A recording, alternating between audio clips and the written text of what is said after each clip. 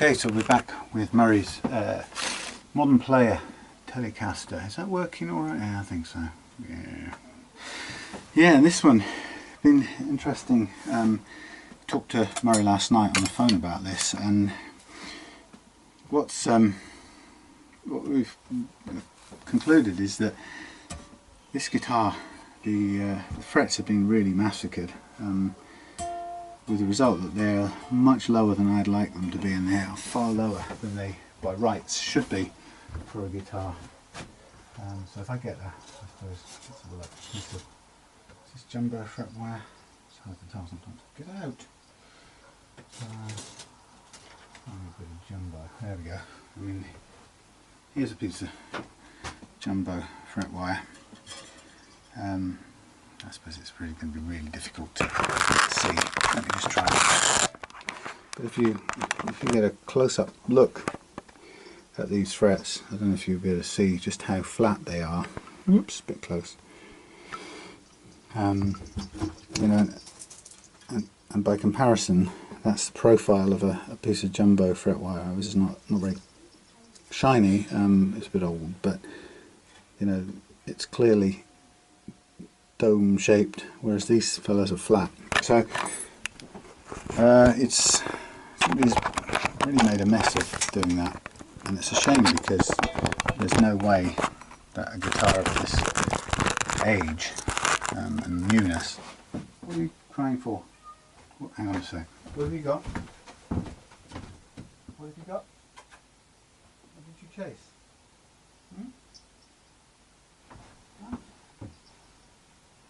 Okay.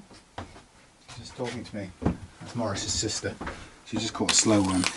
Yeah, there's no way a guitar of this newness should have the frets worn flat. And the music shop or the guitar luthier who did it seems to have done it really heavy-handedly. Now, I've put the guitar back to the setting that would have come out of the shop as. This is not an unusual action by any means. So, because basically what happened is that Murray had got it back from the shop, didn't like the way it played, and ended up adjusting the neck relief, putting a load of relief in to get rid of those buzzes and so on. And he'd raised the action and done various things. So what I've done is I've gone back to the action I would be aiming for, the really nice low action here. I haven't cut the slots here, but I would be cutting the slots. But even without that, I've put the relief back to what I'd expect, and I've dropped the action here. And what you can hear is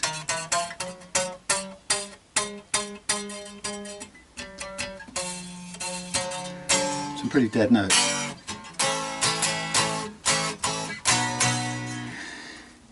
And on top of this being, I mean, this is, first of all, it's bad that this is so badly flattened out with a clumsy fret leveling, but then to have done that, but not to have really managed to succeed in freeing anything up. And this is by no means a really super low action. This is 1.6 or so on the low E, and you know, on a quality guitar like this, what is she chasing? On a quality guitar, you'd expect to be able to get closer to 1 if you really wanted it without.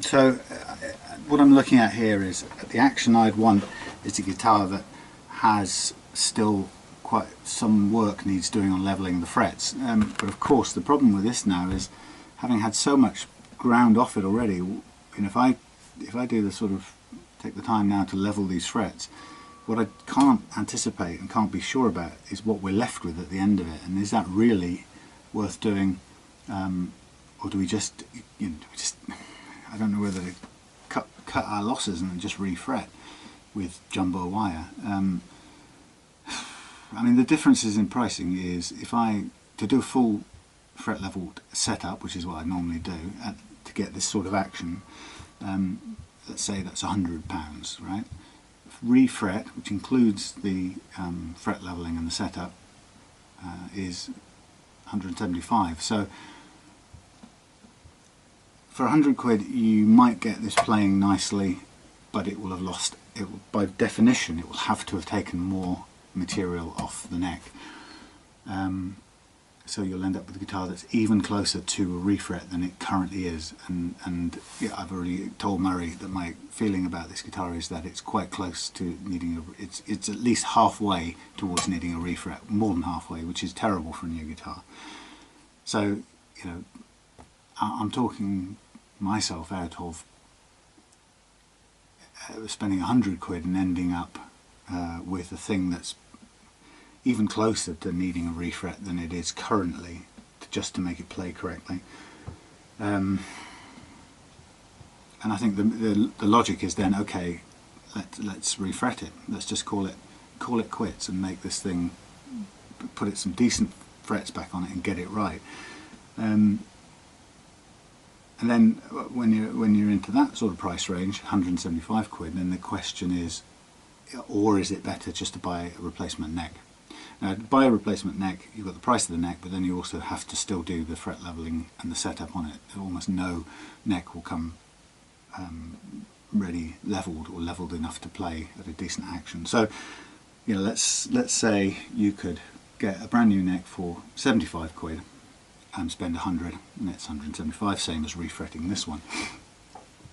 So you haven't really, you're neither here nor there. The only difference is you've lost the Fender name on the top. If you refret this one, another alternative is you could replace this with a no-name neck for about £30. You know, really cheap but quality-looking Chinese necks that I've had, and they've been pretty good. So you're still looking at the £100 to fit it, level the frets on it, set it up. So it's 130, and you've got a nice looking neck, probably that plays nicely, but you've saved £40, but you've lost the Fender. So I think the bottom line is, I think this is the common sense means refret this, and the problem is you're taking it a bit away from original condition by refretting it, but we don't have a choice because of what the previous person's done in working on this. I mean, the alternative I can do,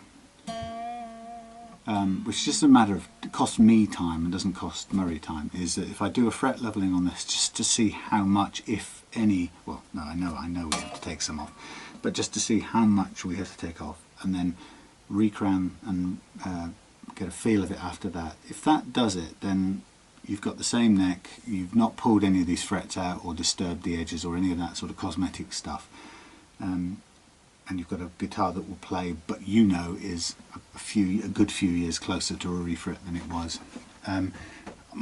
As a cautious person, my temptation is to do that, and it's just if we come to the end of that and it just doesn't work out and I have to refret it, then at least I've tried. Because the question I've got is if I can do it with the fret leveling, what are the advantages? Well, the advantage is that we don't disturb the seating of the frets, because it's not easy. It won't be easy to get these frets out without disturbing the lacquer in some way or other. It's practically impossible to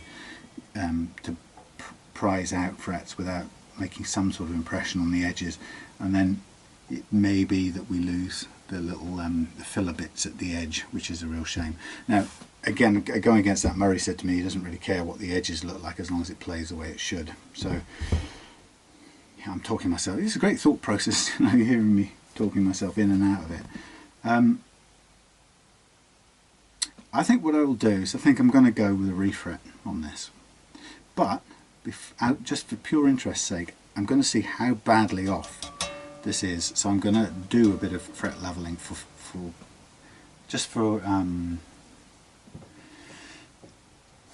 I guess to prove a point to me and to Murray, to see how couple of things, I suppose, to see how ineffectual the previous job was. Right, because one of the things that I know it's as we discussed on the phone last night, it's not my battle to fight, but the reality is that Murray has to go back to the people who charged him 150 quid for this job and say, look, you know, I've had to spend 175 quid more to get it rectified. There's some significant cracking on the lacquer at the end of here as well, where the nut was replaced. It's a bit of a mess. I mean, you know, to be fair, it's not easy to get these nuts out without damaging this gloopy lacquer. It's very rigid. Is that a word? Yeah, it's thick and it's quite brittle. That's the word. So, but yeah, it's done some damage. So, in lots of ways, this is being devalued, and Murray has to go back to them and say, look, you know, this isn't acceptable to me because I can't play it and I've had to spend money getting it rectified. Now I'm doing something here very, very carefully. I'm marking the frets not without masking the fingerboard, but without masking the fingerboard, and I have to be very, very careful. So I'm gonna do a bit of leveling on here, just for interest, to see how far off this is from playing properly. Or to see, another way to put it, see how little or much we have to do to make it play the way it should.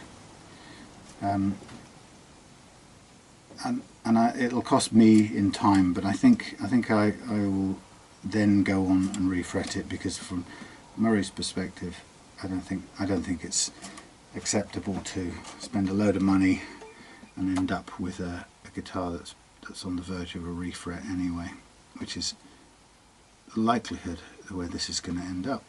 Or no, it's where it already is, sorry, not where it's going to end up. And to do fret leveling on this, is we're just going to take it closer to that point. But the reality is it's not playable at the action he wants in the condition it's in, so we don't have a choice. We have to do one thing or another. So I'm just putting some marker pen. The other thing, it's nobody's fault, but one of the things, if you're considering putting locking tuners on your guitar, one of the things I would seriously recommend is that when you put them on, don't just push them through and lock them off and tighten them. I recommend that you pull back half a fret. I know it sort of defeats the purpose, but the one thing about going straight through and locking the way that the manufacturer wants you to, is that you don't have any leeway for slacking the strings off or removing them or doing anything afterwards. The minute I took this guitar out of the case and pulled one of the strings to stretch out some of the residual slack that was in it, it broke, which is it's going to do that because, like I say, and it will break again if I'm not careful, but the string broke because when you have locking tuners, the initial crimp that it makes in the way they operate weakens the string. So long as you don't take them off or on or do any serious slacking off, then you'll be okay.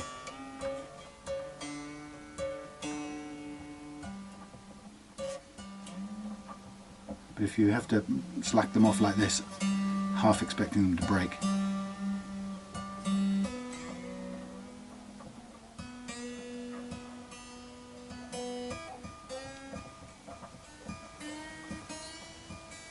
even if it's a tiny a thumb's width or a finger's width back, just give yourself that extra bit so that if it does break, you can still go through once more, and you won't be facing a new set of strings just because you had to slacken it off to change, let's say, change the bridge saddles, which we're going to do as well.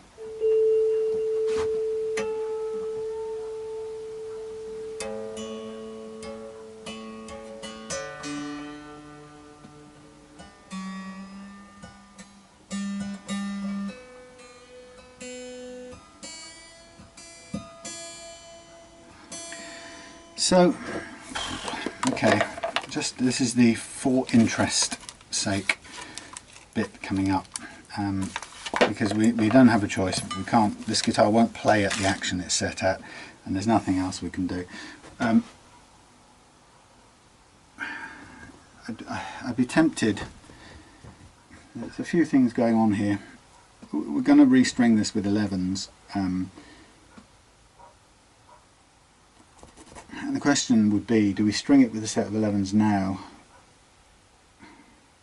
If we string it with 11s now, then it's a different configuration to what the luthier up in Scotland had. So any comparison, when I discover, if I put 11s on now, I can't say, look, it's this much uneven, therefore they were that much out. If I do it with the 9s on, which they may have done the work, or closer to, maybe they did the work with 10s, but it's closer to the configuration of the condition it was in when they did the work. So, but the truth is, if swings and roundabouts, if I do it with these 9s on, and then put 11s on, then everything's different. What am I trying to do? Pop and waste my own time. If I go with 11s now,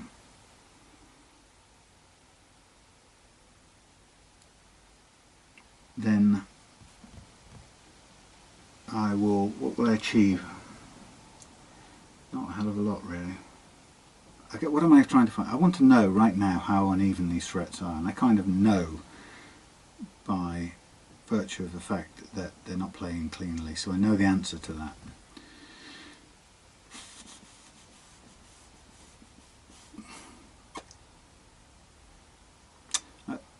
The truth is, if we're going to get this set up, we're going to need to do it with 11s, but then the reality is, if we decided we're going to refret it anyway, there's no point going ahead with this without refretting it and then put the 11s on, or then level it, then put the 11s on, then precision level it. So this idea of proving to myself what is right or wrong about it is a bit of a time waster, actually. We know what's wrong with it. It's not level enough. I mean, if I want to be, since I'm going to pull the frets anyway, right?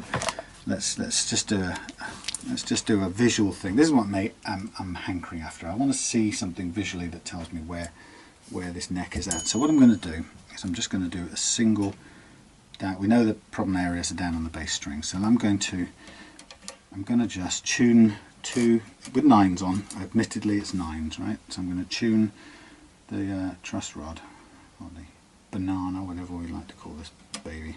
I'm going to tune this thing to,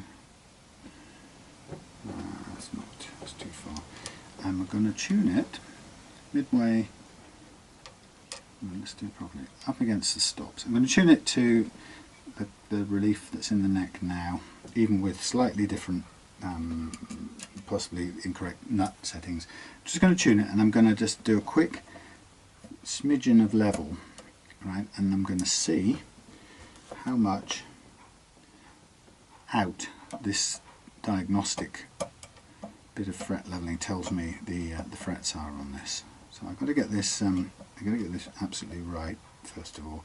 And this is this bass guitar truss rod is extremely sensitive to adjustment. It's quite difficult to get exact. That's pretty close.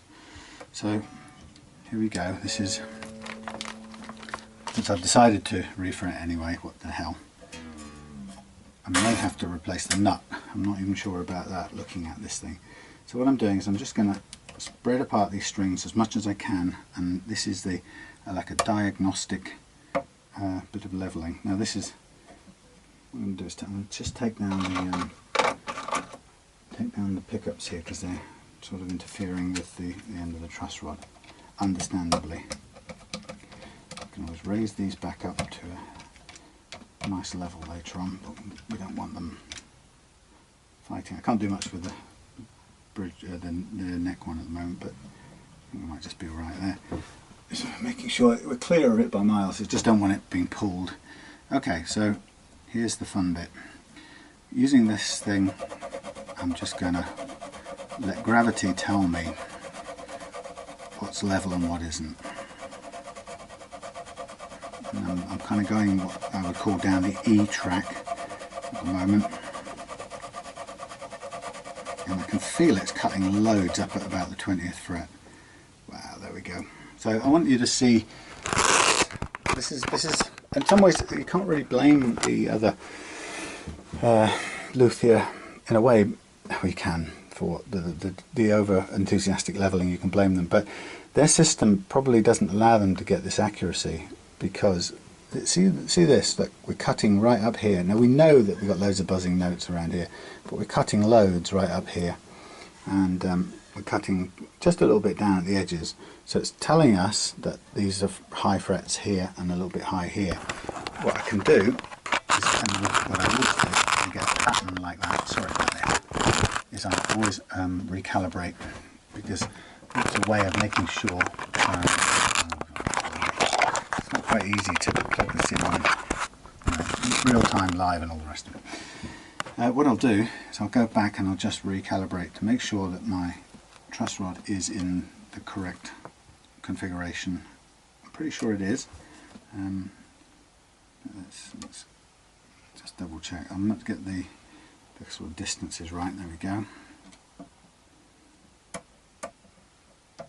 Now, if it was if it wasn't bent enough, it's a bit difficult. I'm just going to put the string back in its slot just to give me constrain where these little brass feet are. If this wasn't, what it's sort of telling me is that if it's cutting at either end, not in the middle, it might be that the rod isn't curved enough in the middle. So I'm just recalibrating just to check that. And if that were the case, I'd expect this middle one to be fresh air between this middle one and the truss rod. And I can see that it's definitely touching that, and it's touching exactly the same time as the end one. So that curve is correct. And the fact that it's cutting these end ones and missing the middle is telling me that the middle ones are lower and the end ones are higher, and it's certainly higher around this top part of the neck. So I'm just going to continue to do a little bit here, again letting gravity do the work. And this is, since I've decided to refret, this is more of a diagnostic. Now, having said that, if I suddenly free up the seizure after just a little bit of fret leveling, then maybe it's worth thinking about, do we do the whole lot, reprofile the frets and see what we've got. And again, all that's really going to do is cost me extra time, and I'm only tempted to do that because it's a little bit less destructive, if you like, of the finish. The lacquer, you know, refretting will cause some damage to the lacquer. Okay, this is interesting. So I could take some close-up pictures of this. I ought to really. Murray, for your edification, sorry, around the house, back out we come. Okay, so this is the interesting bit. So now it's telling me that I've cut a little bit from all of these frets, which is great. There's a low one right there, but everything is just about cut, but you can see how much it's cutting from the top one. So we're wearing down some of the uneven stuff up here, and then we're clearing this end one, which appears to be a significantly low one. Now the great thing about doing this method, unlike doing it in the way I suspect that other luthier did, this method allows you to play it and check. So before we had horrible sort of choked nuts, we're still not great.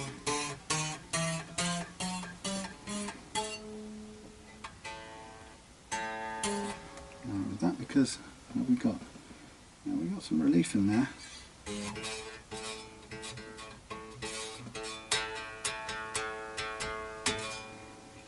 I have to keep going. That's not ideal, but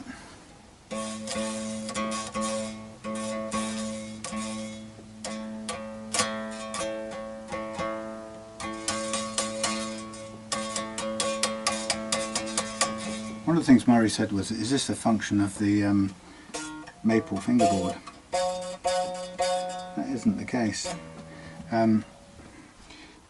with some relief in it, this neck should behave in the same basic way that all other guitars behave. There's nothing special about maple in terms of its mechanics compared to any other neck.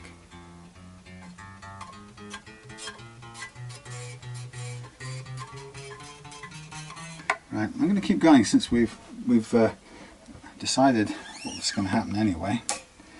And let's just keep going and see what it takes to make this play nicely. I know there's a couple of low ones in that whole setup. Let's see if we get to them.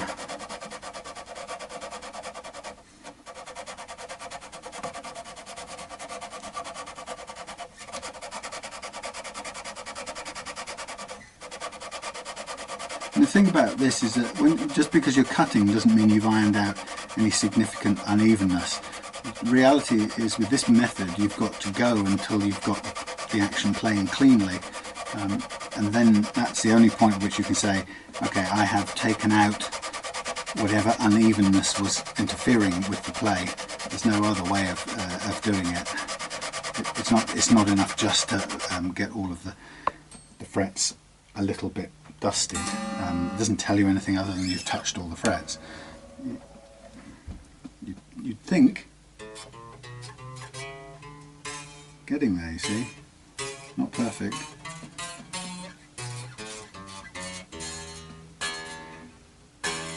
Now this is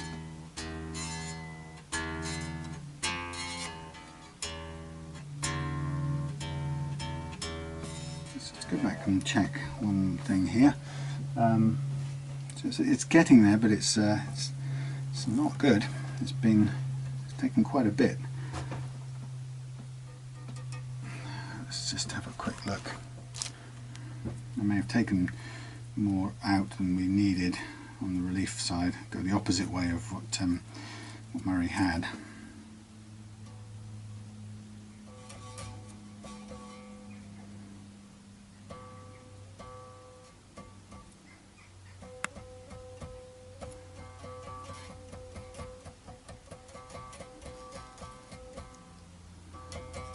We've got about 0.2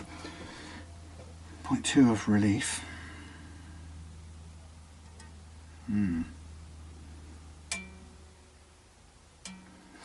You know, my worry about this is I worry if these flat surfaces now are getting absolutely in the way of this playing.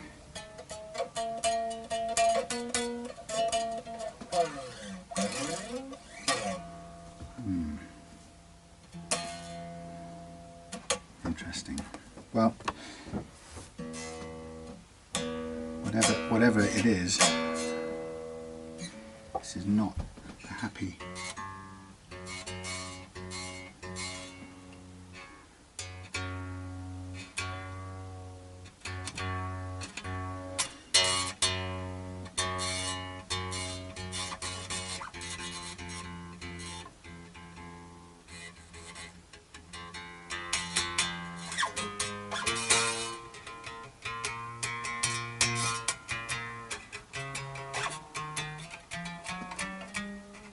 Well, it's playing better than it did, and I'm going to keep going because, oops, let's keep it in tune. I'm going to keep going because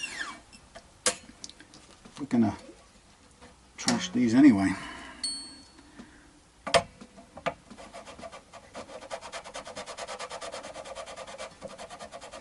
The amount of curvature in this, or involved here, is so subtle and small. And I suppose the thing that's worth saying is when you do get down to this lowish action, well, 1.5 is low, but it's not the world's most low. I mean, Murray says he usually plays 175 to 2, and I could probably just go and reset that slightly for him, and let's see what we've got then at the end of that, because you might just find that just cleans up this last little bit along with this fret leveling. If, a guitar at 1.75 should play fine without this grunge. But let's go and let's take him at his word and go for the 175 that he quite likes. Actually, I have to say, this is nearly there anyway. 1.5. It's actually there. I must have set it yesterday. Oops.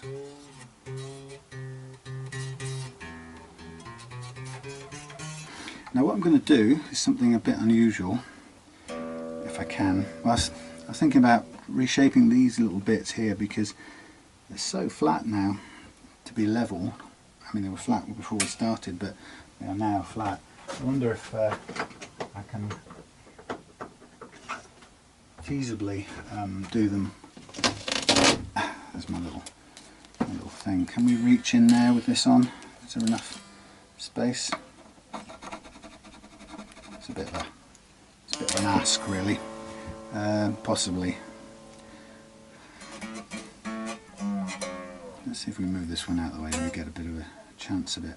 I'm just trying to think of a way of not doing the whole lot, and just seeing if I can round them off a little bit. So I'm just going to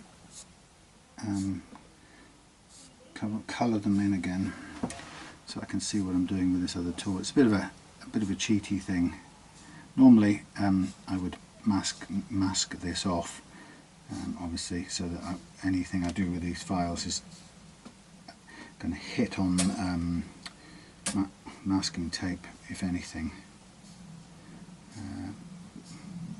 Let's see, I'm just being curious. Let's see if I can do it. Let's move this as well. Shove a few things out of the way. Get over there. Can you stay there? No, probably not. Maybe not. No. It's a bit unreasonable to ask it to do that. Okay, so we've got the jumbo side. With this little metal strip, I'm not entirely convinced we can get low enough to. Let's see if I go under the frets, under the strings with this for this instance. Normally I wouldn't be messing around in this way, but I'm just trying to save myself some time, so I need to. Probably I should just pile all of these things off.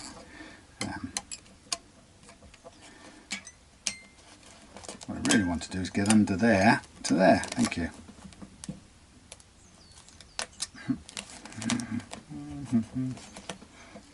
It's not the best solution, really. Get out from under there.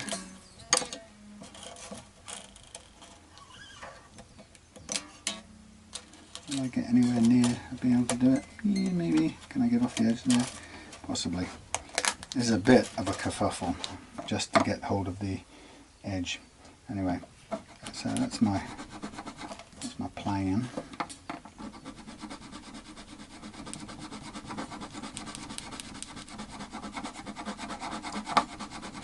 Now when you've got such a flat set of frets, this recrowning process takes a fair bit of time to reshape the fret.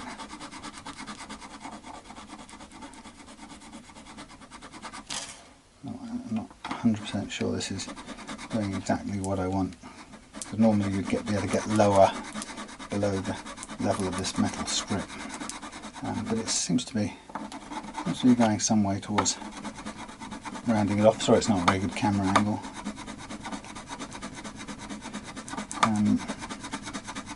So that's a bit of a cheat, really, in jumping ahead. Drag it along. Maybe it's a bit easier this time. What I'm trying to do is, I just want to. It's a bit long-winded, but I want to get some of these rounded off on this E string. I know I'm not going to do the whole lot just now, but I'm just going to get some of these, whiz along here and try and get most of these rounded off, so I can hear the difference that this, getting rid of the flattened part of the fret, makes, if any, to what we got. Because that it could be that there's a point at which you reach, and I thankfully don't ever get that place really, but it could be that you reach a certain point in terms of having flattened the fret off, where you can't get it to ring clean that's a possible. As I say, not having come into that sort of state of affairs, it's not really something I can claim or state with authority. So I'm just kind of going on the basis that, well, it might be worth a try to see what happens.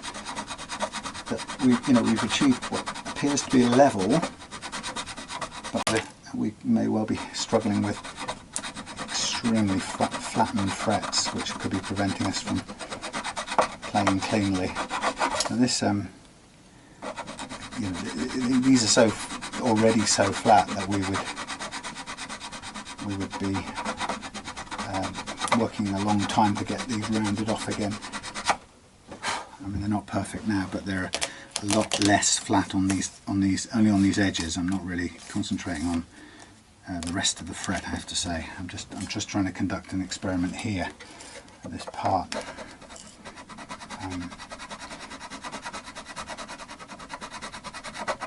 Just because I'm just kind of nosy. But by the time I've done this, I'll just end up preparing to refret it anyway, because since I like refretting.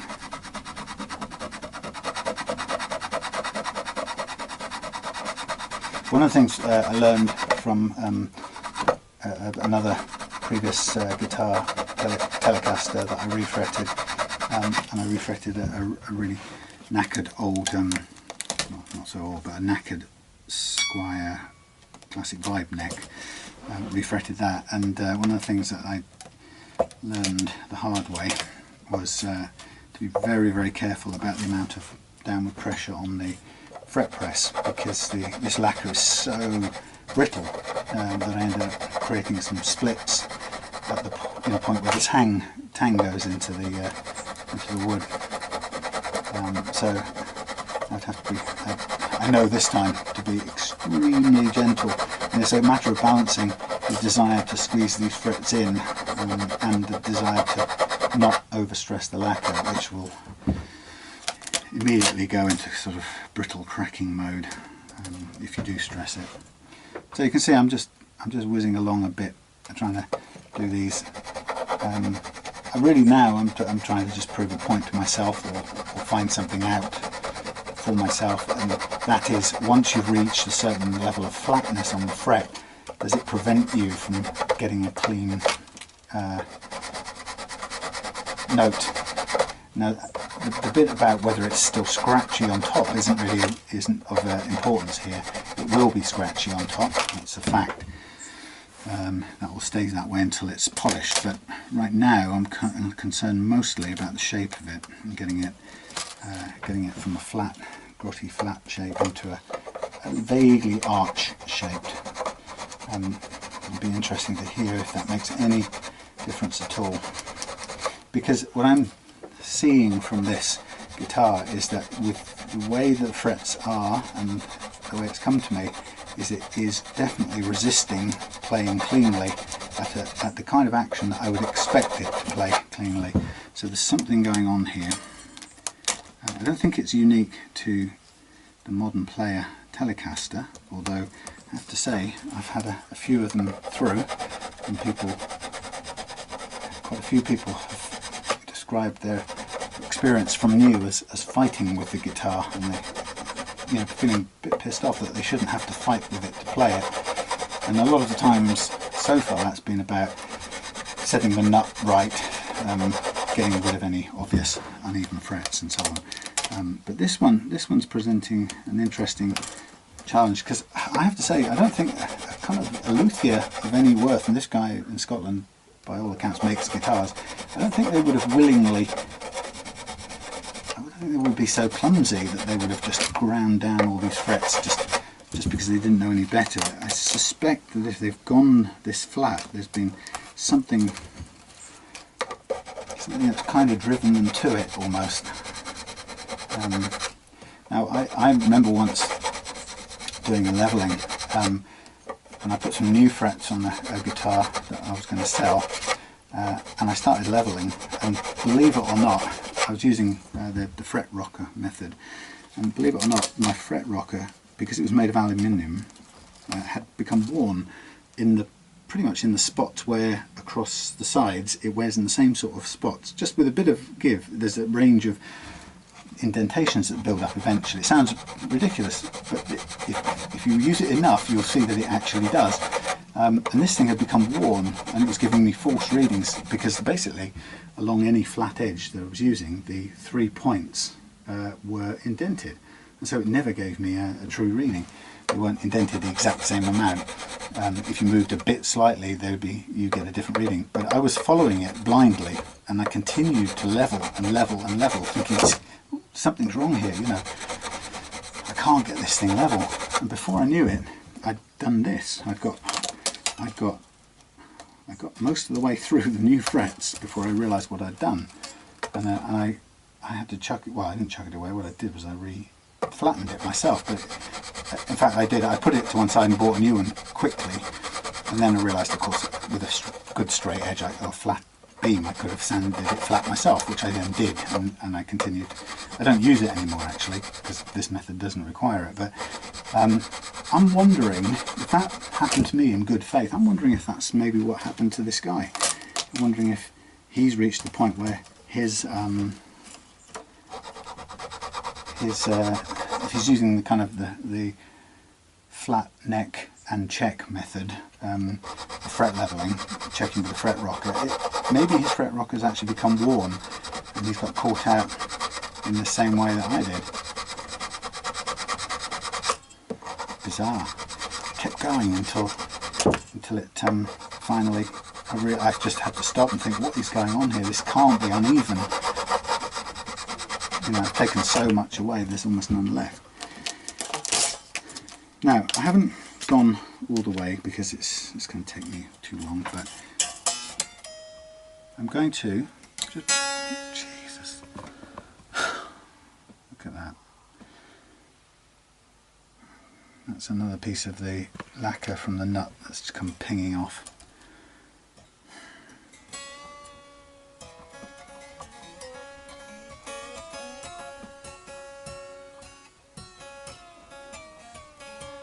Let's get the strings on and find the tuning. That's yeah, that's what happens when you've cracked the lacquer around the nut. This bit's just waiting to fly off everywhere.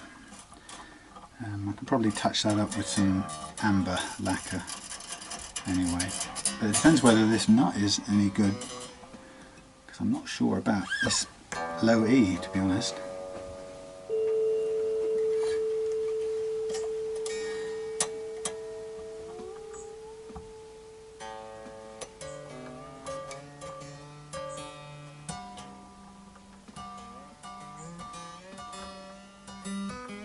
I'm doing these up just for tension.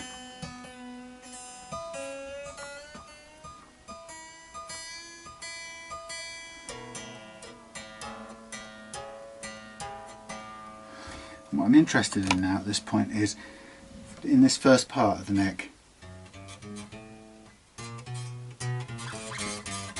It's better.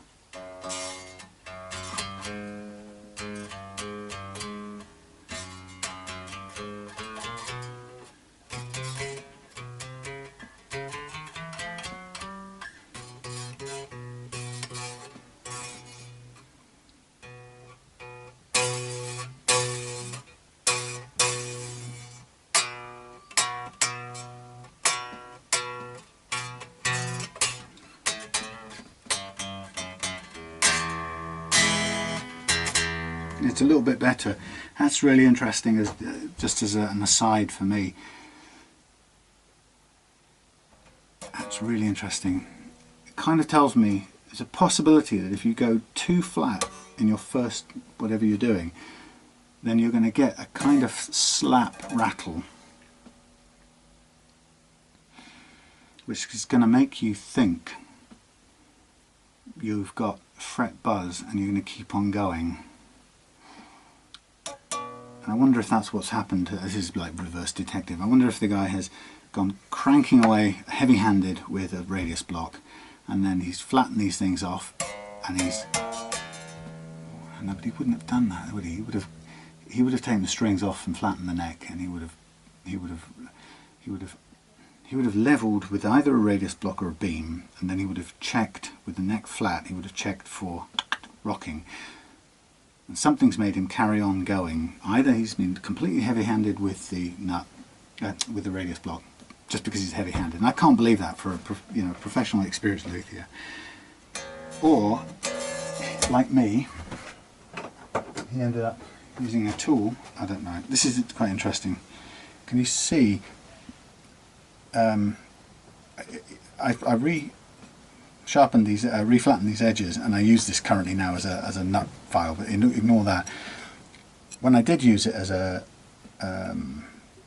fret rocker, I kind of drew in where it was wearing, and those are the ranges that you get. I don't know if you can just about see. I drew in.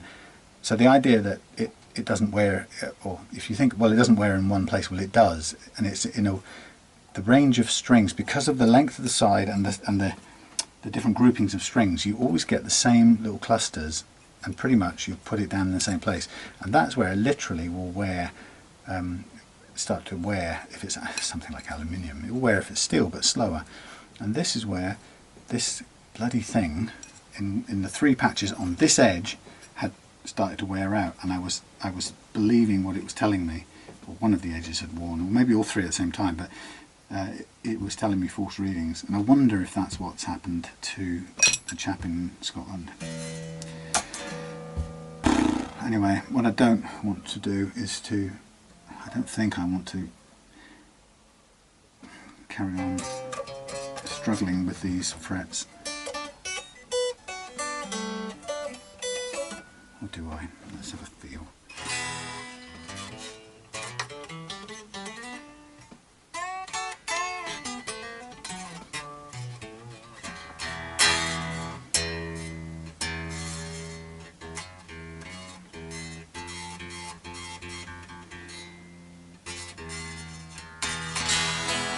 Do you know what? What do I want to do? Well, okay, that's an interesting experiment for me. Now, what I'm going to do straight away now is I'm going to take off the strings, because everything from this point now is sort of academic, because Murray wants this guitar set with 11s, and that's going to change how everything sits. So first of all, these strings are history. That's an important thing. I don't want to try and reuse them. So I'm going to kill them off, goodbye. And then while I'm at it, let's get on and do the things that need doing. For example, I'm going to change out the bridge saddles. Not that they're going to make any difference to the way the frets sit, but while I'm doing that, I'm just going to think about the refret. And I think it's just silly to waste any more time trying to do something, recover something that somebody else has splattered. Really, that's the difficult bit. It feels like it's a bit dopey, actually. Especially even if you can think from a professional aspect, you know, where your credibility or reputation depends on somebody else doing the foundation, if you like. You don't have any say in it. You're working with what's there, which may not be the best thing. Okay, so let's clean this a little bit. Okay, so amount of life in these frets at speed. You can tell I hate doing this. If it's such a big deal, I hate to do it if I don't have to. I mean, we've got little bits of lacquer repair to do there. That's so annoying. Flicked off bits of, cracked off bits of lacquer, courtesy of the bleeding. Where's the shiny side? There it is. Yeah, courtesy of the having pushed a new nut in there. What I'll do is I'm just going to put a tiny drop of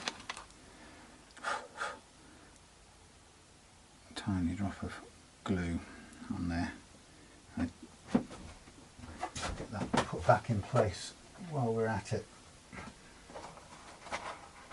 But if we have to do anything with that nut, then unfortunately we could probably expect more slight horrors. So there's a little bit of fairly thick glue here. I'm just going to place it on the wood. Be as careful as possible.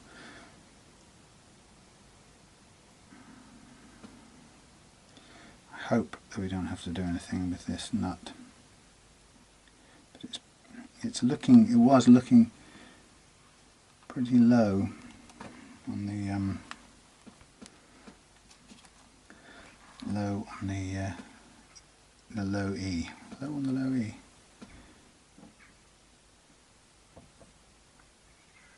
Get in there.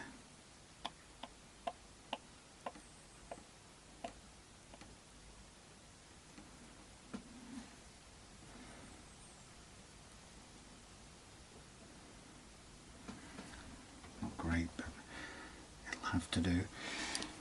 Okay.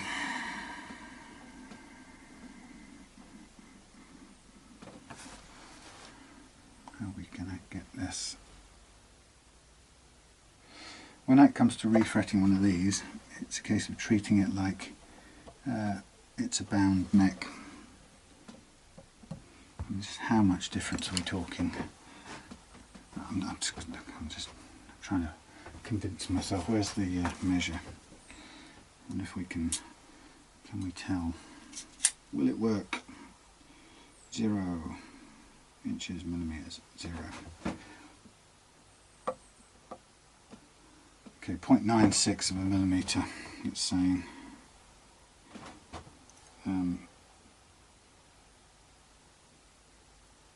Versus 1.5. So it's fair, yeah, it's fairly worn.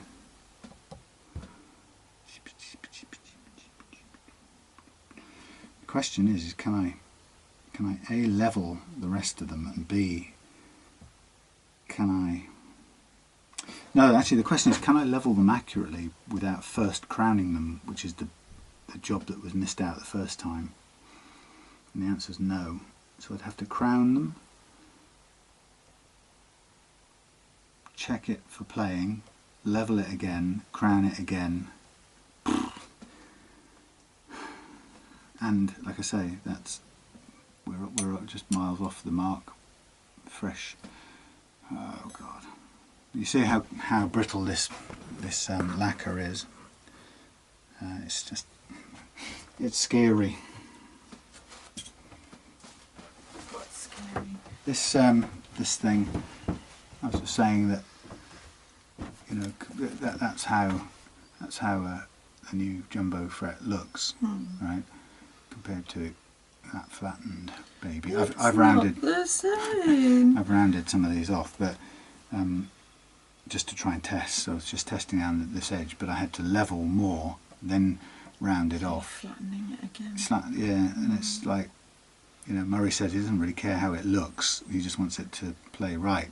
So wouldn't you just refret them? I would, but I hate working with this gloopy fingerboard stuff because it's so fragile. Look, the previous guys cracks a load of it. But I've done one before, and the only real damage was I pressed too hard with the press. But I suppose you just have to balance the way that it plays versus the way that it looks. Yeah. Yeah. No, it's coming off. I'm just going to do it. I'm not going to waste any more time agonising.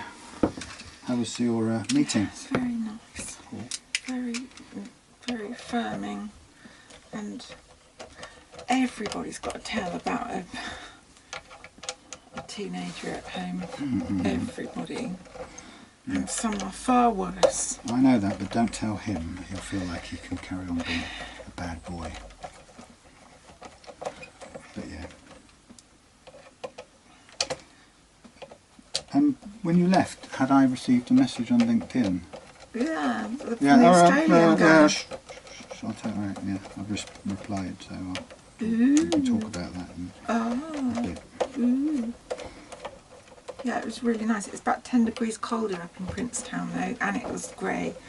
But coming back... I've been visiting relatives in prison. It was so busy. You know where the car park is? Yeah. And where the coaches go, where we walked from. Yeah. There's just millions of people milling about, and then coming down over. Well, still, I suppose it's still tourist season, isn't it? Yeah, it is. Walking yeah. and visiting and. Yeah. I didn't think they were all visiting prisoners, but coming Dartmoor for you. coming over the brow of the hill, but it's about must be a mile before the car parky bit. The vista it was half of it was cloud grey, and the other half was blue, and it was absolutely stunning. For those of you watching in black and white, no, those of you in Canada and the USA and places like that, we're talking about Dartmoor, which is a British Victorian style prison, Dartmoor prison, and it's on Dartmoor, which is a wild, bleak expanse of moors down here in Devon. But it is very old-fashioned prison, isn't it? It's kind of quite brutal. Yeah, it sends chills. But there are more sheep up there than human beings. And you know the little pony that was getting strokes from everyone? He was standing in the middle of the road this time. He's got a scandal. Right, but yeah, he has, with the ice cream man. I think they know that when the ice cream man's there, that people will feed them. And him and his mum was just standing in the middle of the, you know, as you come out of the car park. Yeah. So there was a traffic jam because Everyone was stopping. everyone was trying to get in or out of the car park or just straight on. And there was, I think that's the problem with stroking them probably, is that they get domesticated, don't they? Yeah. So it's very sweet, tiny little thing.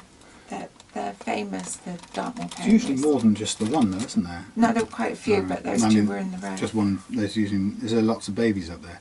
I didn't see any Because more. that's what I'm saying. There's quite often. They've put them on the just one. contraceptive pill to stop them because they cost. They breed very well up there, and there's too many, and then I don't know. Complain about eating too much of the moorland and this, you know, eco balance and all that.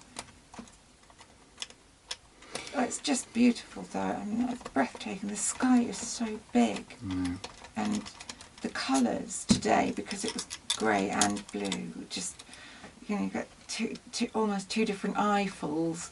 You know, one was grey and moody, and the colours were. Well, we were up there the other day, weren't we, with my eldest son, and it was like a Studio Ghibli type of skyscape. Amazing. Yeah. Oh, it is. I mean, it's funny because some of it's very barren and it's not very beautiful, but when you put all the layers of hills and little villages and little sheep and stones and trees and things, it's just so blessed. It's a really... Go out and have some coffee with some ladies. Yes, my ladies, my melodies. They're lovely. They were so glad to see me as well. It's really nice. And I felt useful. Yeah, and they want... I've got a whole market waiting for my products. They're all saying, why haven't you put anything online for ages? And you must make, because I want. You must. Wow. I need another trip to the beach for little trees. Is what. Oh, but I did the copper on the lamp, by the way. Oh, did you? It's very hard to do, so. Yeah, it would be. It really need to do it before it goes on the. No, do it flat. No. Yeah, do No, because you've still got the edges to go. You need the copper to go over the raw edge of the fabric. Yeah, but doing the bulk of it flat and then finishing off with. Yeah, if you could score the sticky back. So that. Sticky back, please. So that you save that the last thing that you do is cover that raw edge. Would be the thing. The hardship of making things out of driftwood. Yeah, it's great to have to try and work out the best way of doing it, though. Yeah, well, you'll see. I'd still, well, it looks nice, but I still think it's too low down, so we're getting a glare, which we didn't get with the other lampshade, which was taller and sort of just kept the. I don't like. I know you didn't like it. I don't know why. It reminds me of a toilet light. Why? Because it was square. I don't know what it is. It must have been in my dim, distant past. Some damage done to me by a toilet lampshade. Okay. Therapy. I'm so tired though, talking for 2 hours. Right, well I'm going to come in and get a cup of tea Tired. and steel my nerves for pulling the frets out of this neck.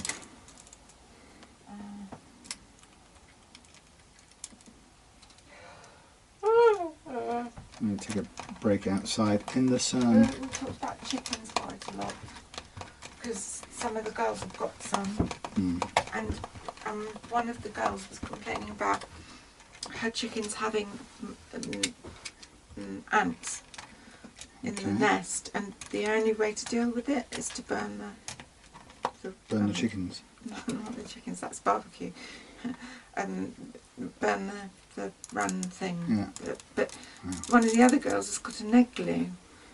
Yeah. The plastic ones, and they're really good because ants can't get in and foxes can't get in apparently either with those plastic things, and they're really easy to keep clean because all chickens get mites. Yeah. But they're easy to treat, but when they're ants, it's really hard apparently. I can't remember. I remember treating our chickens for bad legs, which is hilarious because one of our chickens only had one leg. Bad leg. Peg leg. Speaking of animals, Yumi caught a slow worm, but sort of lost it in the grass a bit, and I managed to get it before she lost its tail as well. So it was in good shape. Oh, good. But it wasn't. You know, the next stage would have been her pulling it out of the grass and it losing its tail. So. Yeah, we've had an awful lot this year, haven't we? Slow worms. I don't think I've ever seen that many.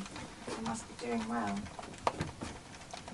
I'm reading a book about India, and there's a bit in the beginning of the story where this boy is fascinated with slow worms, telling his aunt what they are. Not. Yeah, I was like that as a kid. I remember keeping them in I'd never container seen them in the before garden. until we moved here. I didn't know what they were. Yeah, I loved them. But I remember, I think it was, do you remember telling you I went and holidayed in that cottage in Kynance? Yeah. I remember that time we went down there, we left our slow worms in their tank outside, and I think it filled with water and they drowned or something. Oh, no. I know, and then we came back and I remember that they'd had babies, I think, just before we left, and there were some tiny ones in there, and we came back and they were sort of dead, and the animals, something had eaten their eyeballs out. It was quite horrible for a kid. Living near the beach. No, they weren't. They were in. That was when we lived in Falmouth. Oh. But I see. but we went down and stayed further down in wherever, Kynance, Helston. There's a hard lesson to learn, isn't Yeah, it? it was tragic. Anyway, right. More damage, more therapy, fix another guitar. Let's put these You'll be alright. There. Fender saddles away. Yeah, so let's come and get a cup of tea and stop now. See you in a minute.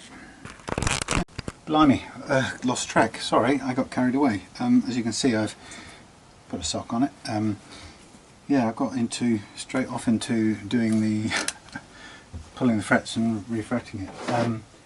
After a lot of hooing and hawing along the way, it just became obvious that's what I've got to do, and there's no real reason to just delay it anymore. So I've taken the strings off, taken the neck off. Looking for a blade at the moment, which amazingly disappears. There's one. Yeah, and basically got into pulling the frets. Now it's just this. The reason I didn't want to do this in the first place, or reluctant to do it, not didn't want to do it, I'm reluctant to do it because it's these crunchy, thick lacquer maple neck things are just almost impossible to do anything to the frets without some amount of chipping and damage along the way. And you know, no matter how careful you are, and believe me, I've been extremely careful, you just can't it never is perfect.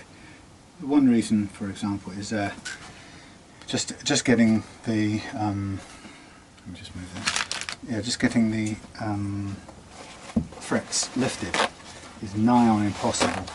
Obviously they're put in before that lovely lacquer is put in, sprayed on. So getting it out is, just like I say, nearly impossible to do without some amount of damage.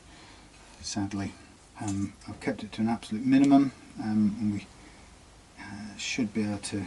Oh, these nice big jumbo frets should go in nicely. But like I say, you just cannot get these frets up and out without a degree of a little bit of damage here and there.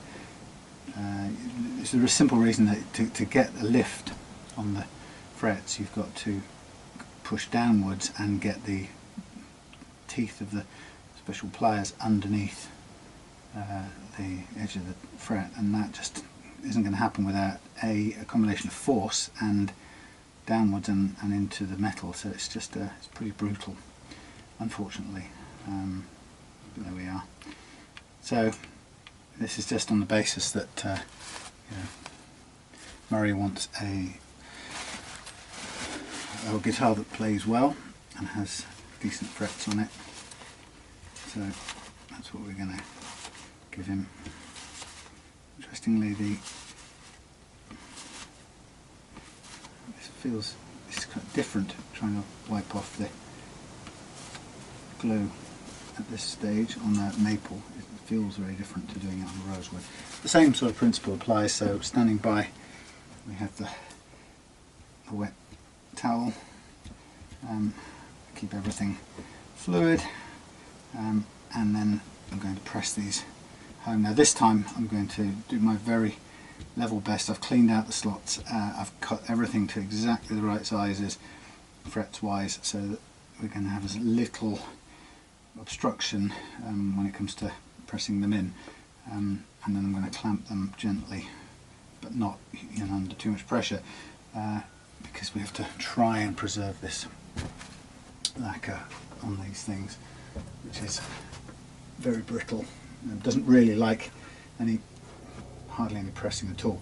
Now this is a bit odd because the radius on this appears to be 10. I'm going to shoot it for a 9.5. Make sure this thing stays in. Yeah, it's just a little bit flatter than a 9.5, but let's see what happens.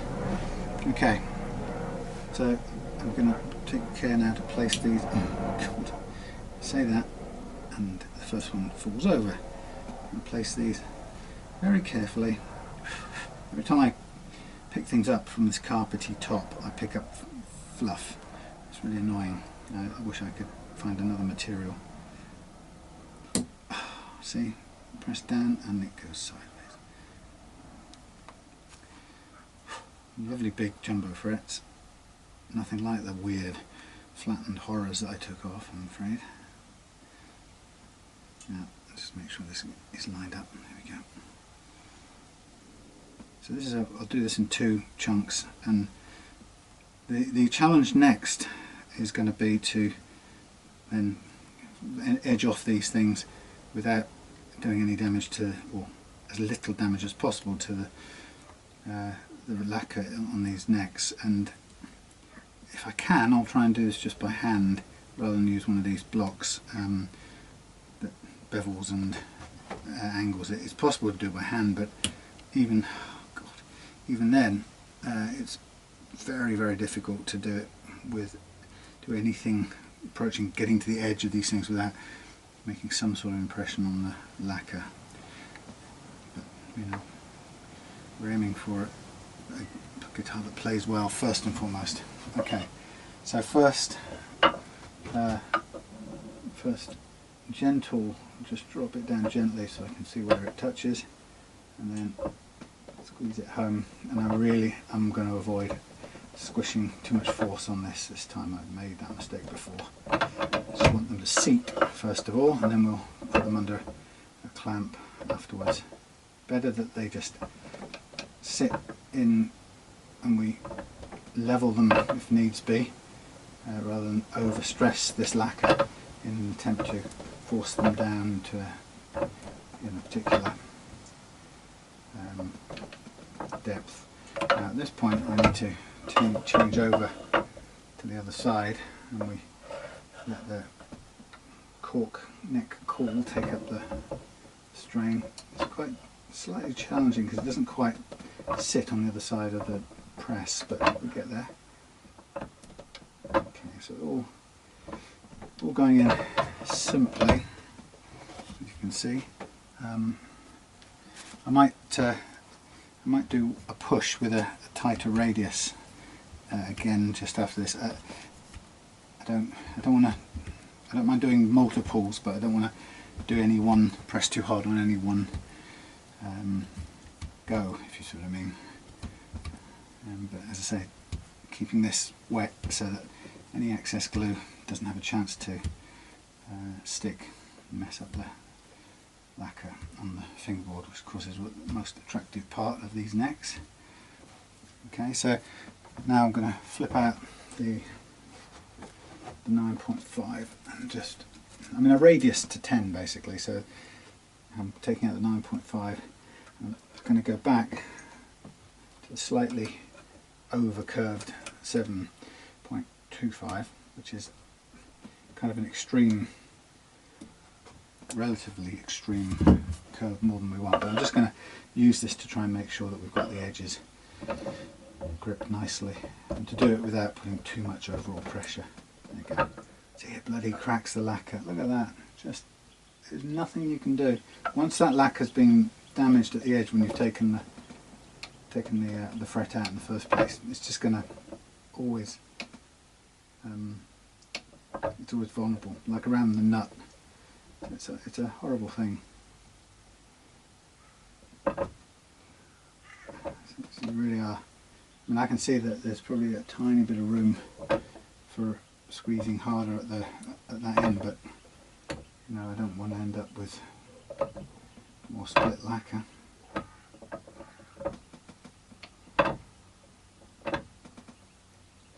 Okay, spin it over.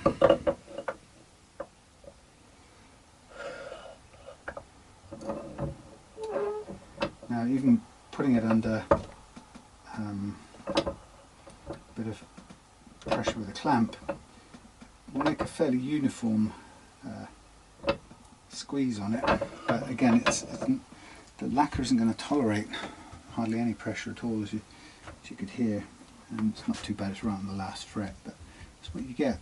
It's practically impossible to refret one of these gloopy Fender stroke classic vibe, whatever, numbers.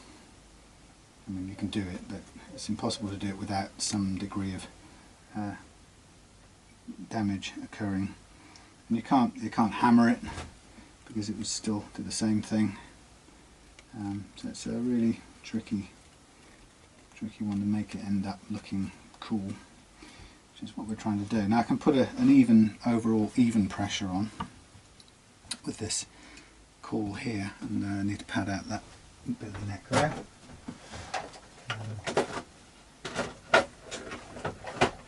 There's my sponge. Thank you, thank you. And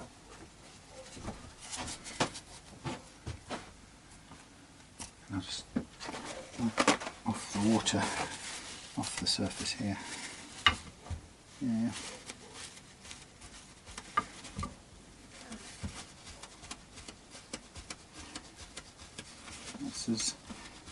Afraid it's as good as it's going to get without overstressing the lacquer, but actually looking from down on here, it's pretty good, even if there's tiniest, in fact there's hardly any movement, but it's pretty good.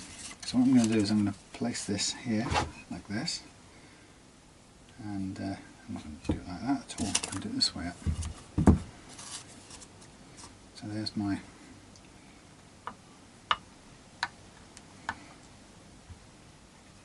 compression, it's a bit of a sponge, and get me a couple of these here clamps. Like I said, I'm going to be very careful to do this a minimum amount of pressure. In fact, I just really, you know what, let's just look at this in the light.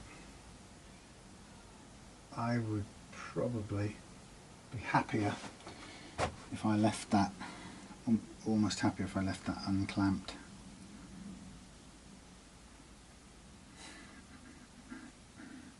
It's looking, sorry you can't see very well, it looks like I'm sniffing my socks. It's not the way it works, but actually that's really good. I don't want to risk putting any more pressure on this thing, so if I do clamp it at all, let's also just do one more thing quickly. If I do clamp it at all, I'm going to do it very lightly indeed.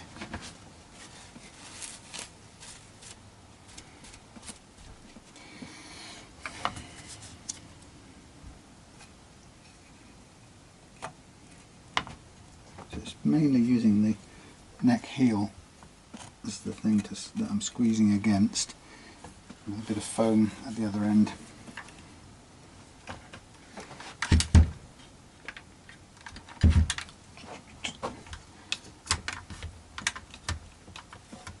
So unlike normally with a rosewood fingerboard, I can put quite a bit of pressure on that. With this one I am barely making it grip. And then I'm going to put this just down here for a minute, lean it over, put it away, and then do a bit of a clean up, and I'll come back to the second half shortly. Right, goodbye.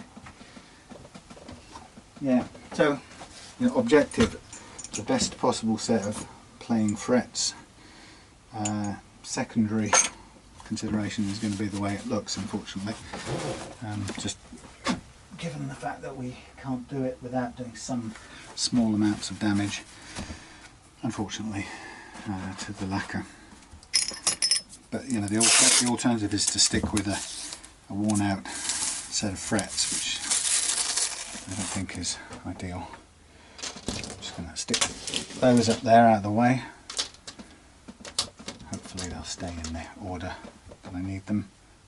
I bet they won't now, they'll just drop off one by one. Stuck them to the board. Okay, time to kill this.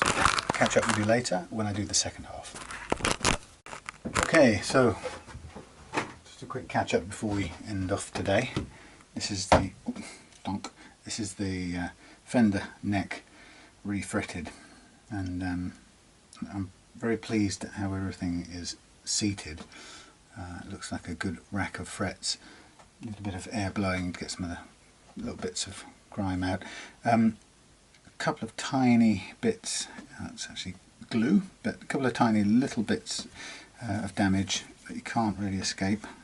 Get this glue out of the way. A little bit there, a tiny bit there, and then a couple of little pinched bits on the edge here, and that's just the result of making the first bite in the fret. It's just almost impossible to take frets out of a neck which is as brittle and as nice as this. I have to say, brittle is not a pejorative term, but yeah, it really doesn't tolerate you biting into the lacquer to get the frets out, which is a real shame.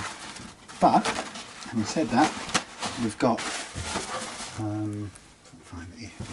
we've got a very nice rack of frets on here, and possibly a couple of tiny little imperfections where the lacquer's either cracked or a little bit has come off, a chip has come off, and I've filled it back in. So a couple of little bits probably need just flattening a tiny bit, as in sanding flat and then polishing out. This is because the plus thing, I suppose, is because this is such chunky thick gloopy lacquer, it does polish up quite well. There's quite a bit of material there if you want to, if you scuff it and you need to polish it out smooth, you've got quite a lot of leeway. So it's not perfect. There's no way you can take a set of frets off a neck like that and get it perfect, but obviously the aim is to end up with as smooth a set of frets as possible. Probably need a bit of softening still to go on, and there'll be some softening with the sandpaper when the precision fret leveling is done, when it's back in playing position.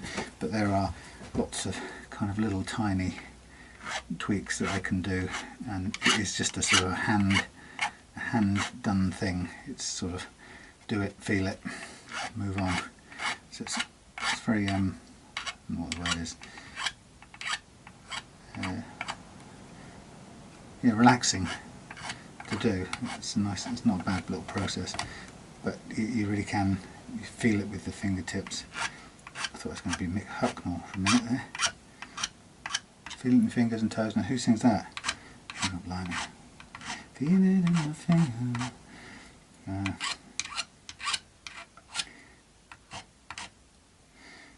Okay, yeah, it's nice. It's not bad at all. Takes me many a refret to get used to this technique, or get right down to the sort of fine detail. But it's just, I guess it's, you have to start broad strokes and then kind of move finer and finer as you go. And obviously possibly the most dangerous part as far as the condition of the lacquer is concerned is using a tool like this one for beveling the edges. And I did use it in the end. I was going to try and avoid it on this because it's a bit harsh on the edge lacquer down the edge here. You almost always end up taking some off, or a certain thickness of lacquer off. It's practically impossible to get a flush cut with the frets cut flush to the lacquer without touching the lacquer. If you put masking tape on, then it's not flush, if you see what I mean. And you can stop when your beveling file rips up the masking tape, which is good. It tells you when you're sort of near the limits, but you can't quite get that last little bit of overhang. You can only get it, and you can only make it flush by being willing to just sacrifice basically a micron of lacquer, and then you have to do just enough so that it can be tidied up with a little bit of micromesh polishing. But that, to be honest, that isn't bad at all. I'm quite happy with that. With a little bit of sandpaper at the fret polishing stage, which is where we get the sort of last chance to smooth off these edges, and if we pay attention to the fine burrs, any tiny little edges, then we can get rid of them. But again, it's just having a feel with the finger. It's quite nice. You can sit outside on a nice sunny day and get lost in this. I sometimes like to have about 3 necks lined up, and then you can chat while you're doing it, or you can put on some music or whatever.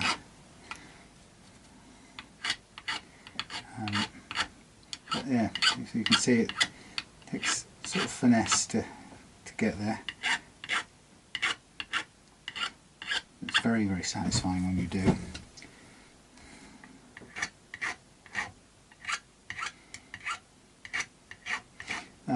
There's also, it takes a nice long time while you're doing it. You've got a chance to look at the condition of the frets generally and see what you've got, if there's anything outstanding, literally I suppose, if they're only standing up and not performing the way they should. I can say on this set it all feels good the way it should. I paid a lot of attention to cleaning out the slots. I think sometimes that's an area that can be easily overlooked. You think you've got the slots cleaned out, and if you don't go right to the edge, all it takes is a tiny bit of crust of old glue at the edge, and you've got basically a fret standing proud. which will then give you sort of something to catch your fingers from below, but it will also force you to do quite a heavy fret leveling on that fret, and it starts to can look a bit out of place if you end up with one or two really flattened frets while all the rest look pretty good. So paying really close attention to the cleaned outness of the fret slots, and to be sure that the frets you're putting in aren't, haven't got tangs that are just too big. Again, if one of the things you want to do is to feeling for catches down this way, and occasionally you'll get it, and then what I do is I tend to use two hands and just roll the file onto that edge. Now the downside is that you probably have to contact a little bit of the lacquer. This is already slightly chipped, so it's not doing this that's made that. But yeah, this is where, maybe one-handed sometimes, this is where it's a tiny amount to get it flush, and this is where you do take a little bit of lacquer with you.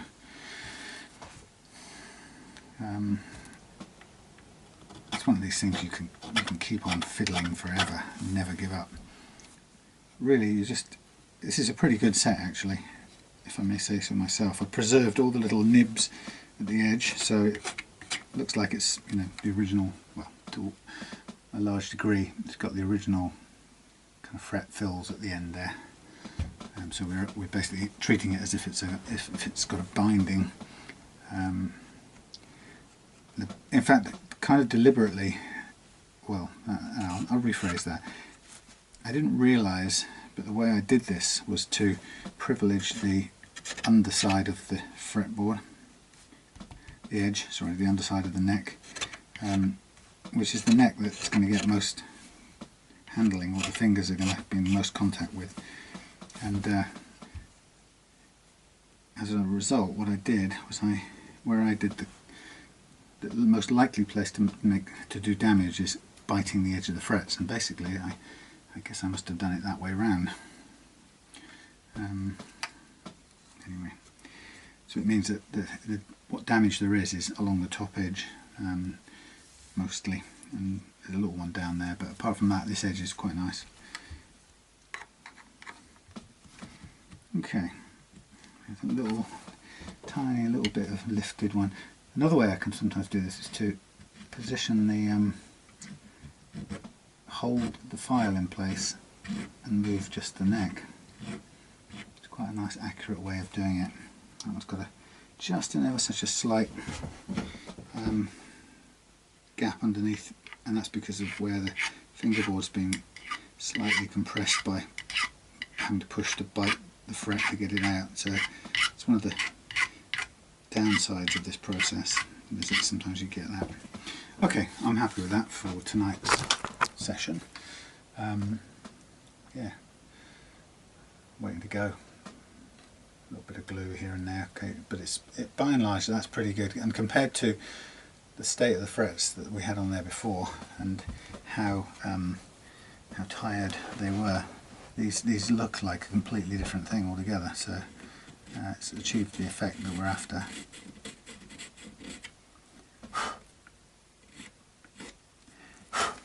Okay, that one there needs a little bit of mixing up the scratchiness of the fretboard there with the fret. The fret's okay, it's the edge of the fretboard that needs sanding. Okay, there we go. Refretted Fender Modern Player. Oops, I just realised I've been blasting you with signal. Sorry, what a mess. I'll cut that short. I'll move this out of the way as well. See you for the next bit. Okay, here we are with Murray's Modern Player Telecaster, and refretted, neck back on, with a very, very slight initial fret level on this 10-inch radius, which is pretty much what the frets were. And that lined up perfectly. So it's almost there. However, as predicted, when you refret a guitar with decent frets, the nut that somebody else has put on is usually too small, because the frets obviously are now higher, considering how badly levelled they were, meaning that they lost half of their kind of height. It was always going to be very likely that a nut that was on there wouldn't work for these new frets, and that's the case. So unfortunately I'm going to have to get this nut off. Doing that on these guitars is not fun, and now what I have done is, luckily, I just put the strings on enough to check out how they sit in the nut, and again, some of them are actually on this new first fret, so I'm going to replace it with a new bone nut.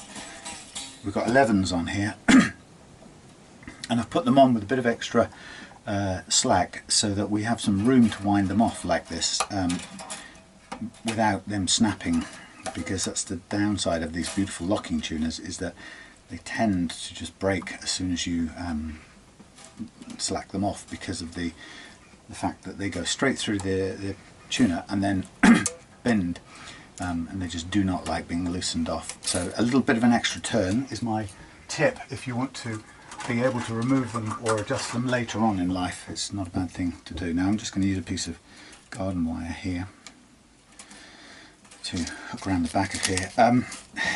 As with the fretting and everything, taking a nut out of this neck is scary old business, not least because the previous person who's done the fret work has chipped it already, so it's almost inevitable that it's going to be more chipping. Sodbury. You know, there's a couple of things you can try and do. You can try and sort of tap it backwards and forwards to loosen it, and I have for that purpose Chris Barker's custom built stuff. Now, knowing the brittleness of this lacquer, I wouldn't be surprised to see some bits flying akimbo at this point. I'm just giving it as you know, a little bit of a loosening, although I doubt this is going to free it up. I will be, oh, I am so thrilled, Chris Barker. I hereby knight you, Sir Barker. Da, da, da, da, da, da, da. Amazing. I'm so pleased, thank you. Look, the nuts come off without any further damage. Oh, Chris Barker, I must have another set of these, they are so good. Thank you, sir. And what did I just do? I left it on the floor, who cares? Fantastic, great, super. Now I can go in with this new thing. Well, it's a bit too wide, so I'll take a bit of that off. God, you know when something's a bit easier than you expected? Kind of massive burst of relief. Well, that was that moment. Right, let's have a look at this. Let's shave this down a bit. Wow, Chris Barker, you beauty. I have to make a point of contacting him on Facebook and telling him that his piece of kit saved the day. Yeah, brilliant. I think the reason that worked is actually that, to his credit, the previous luthier chap hadn't actually glued this in, and that's probably the #1 reason why I was able to get it out. I'm very pleased to be able to say. So, if I can do the same this time round, that would be great, but it's not guaranteed. It's quite difficult to get it to exactly the right thickness. We shall see. Getting there, close. We might get away with it without gluing it.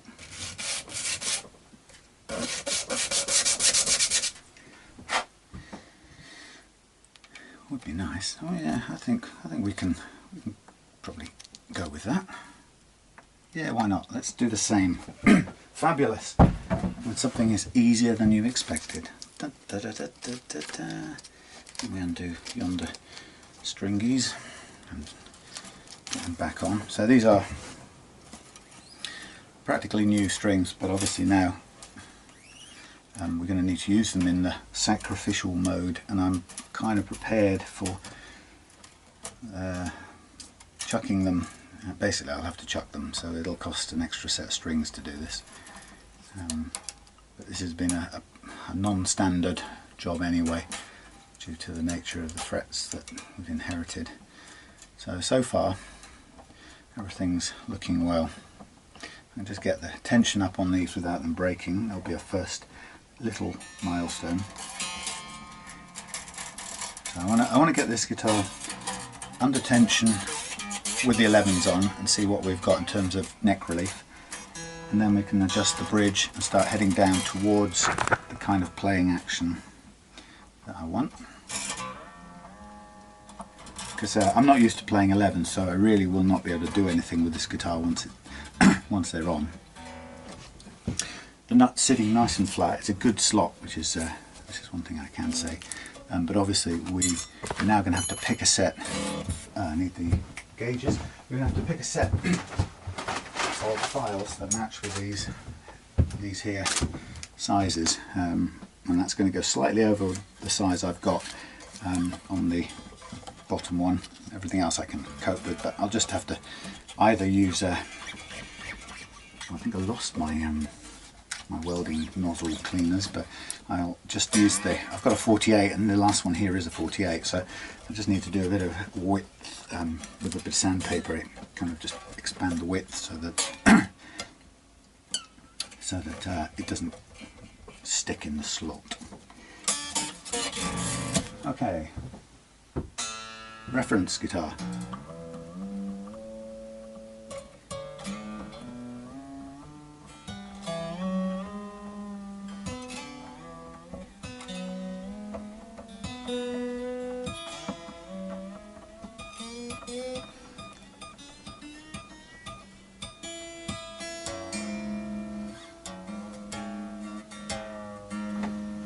Okay, that's just the first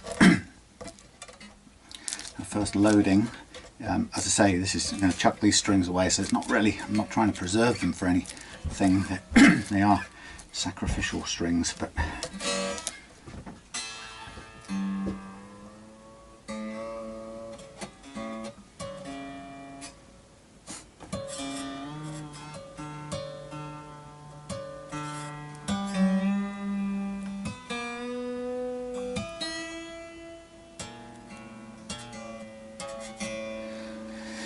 okay, so now this is interesting. So Murray was telling me that he plays heavy, but he doesn't want to have necessarily high action. So I think I have a feeling what happened is he had the strings, he had the frets leveled, and then I think the luthier probably just then piled up the action. I figured that would be where he likes it. Now, this is not very representative action because I've got to do quite an adjustment down there, that's way off, but I guess I just want to start off with an approximation down here so I can see how much I've got to do on the nut. This is going to be, it's such a big adjustment, it's going to take a little while to get there.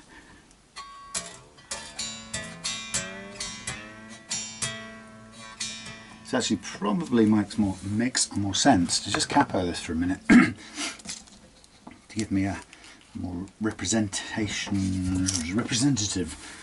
action.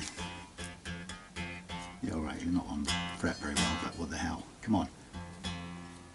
And that's hitting the pickup. I'll have to do something about that. Okay, I'll have to do something about that now, in fact. Darn. Drop down, sunshine. Down is where is down? Where is down? There is down. Counterclockwise. Just really only got those covered over because I want to keep as much dust off them as possible.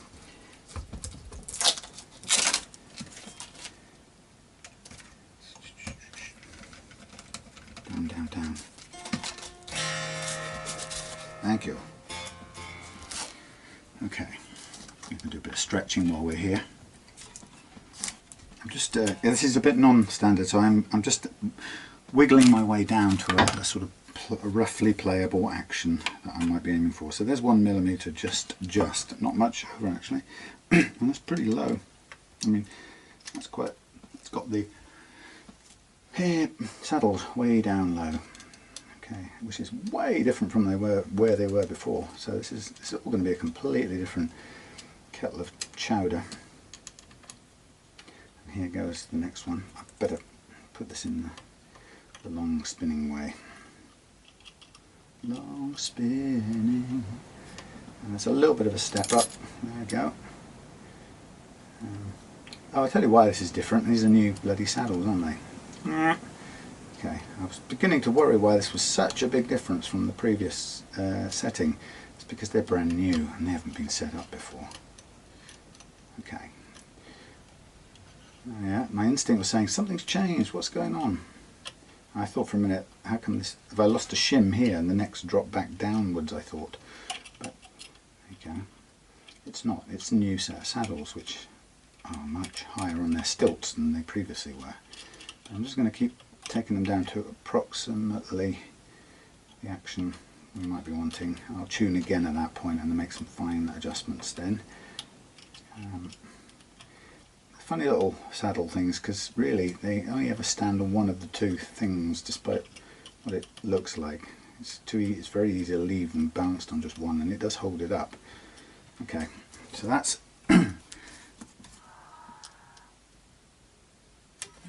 somebody's being murdered. Probably in my house, wouldn't surprise me at the moment. Okay, so this is now going to be an F I want.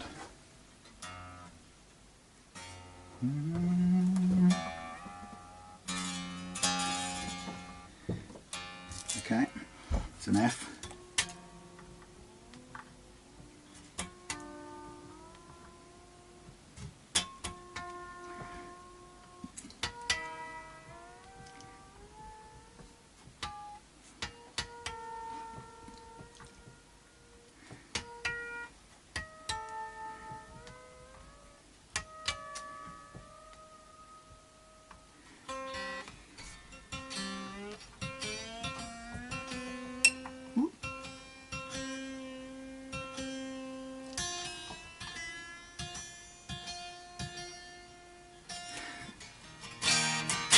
So I've cheated a bit. I've used the capo to take away the nut so I can get myself a working playing action down this end, which now I can release the capo. By the way, this is fantastic compared to how it was. It feels great already. Now I can take the capo off and I know that, oh, actually no, I'll keep it on for a minute.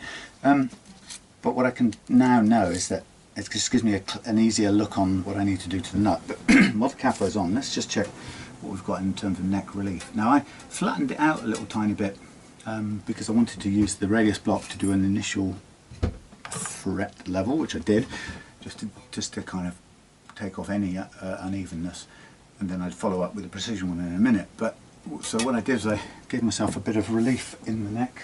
Sorry, I took it out, but these 11s have pulled some quite hefty relief in it, so I do need to counter that relief. I reckon I'll put 0.2 on it for now, but I reckon that relief is currently a fair bit higher than that. It's hard to get it, but I can see the gap and the shadow. So to counteract this, I would really prefer an easier to use, I think this will be the one, an easier to use thing, Allen key, if it's the right one. I never can be sure. I think it's too small. Yeah, rattling around. It's good because it's got that's how they should be, plenty of room to get in there, but of course you can't. Try another one. Let's try another one. Oh well, let's go back. Let's go back, let's try this one. This is the right one, I think. I think. Just getting it to take hold. There you go. Right, I'm going to push a little bit of, I can just get it into the place. So hard to do. Try it with the ball end. There you go. Right, ow. Caught myself on the little shard of sticky out thing. Alright, so what I've done is I've dialed out some of the neck relief which is looking good. It's under load from 11s. I would say that that is now very close to spot on, and may take some more effect a bit later on, but I will worry about that when it does and double check it later. So the next thing I need to do is to pick a set of nut files, which is going to allow me to bring this nut down to a really good working playing action. So 11 translates to 13. Sorry about this, I'll leave it kind of mess in your face for a minute. Go 11 to 13. 14, let's go 17 if we can find one. 14 to 17. Hello 17, that's 11. 14 to 17. 18, something like 24 is about the best I'm going to get. 18 to 24. 28 to, let's go 32. 38, let's go 42 or even 46. That's probably good. And then 48 with a bit of a wiggle for the final thing. So there's my oversized set, purely for the purpose of getting nut slots that work, but which don't end up grabbing the guitar and grabbing the string, sorry, and causing tuning problems. So just doing a little bit more tuning, grabbing. It's not really important at this stage because we're not going to live with these strings for very long. It's a shame to say, but purpose of tuning it now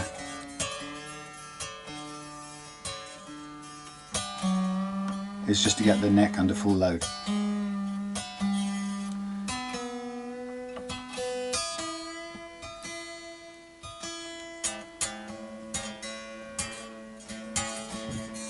So all that aside,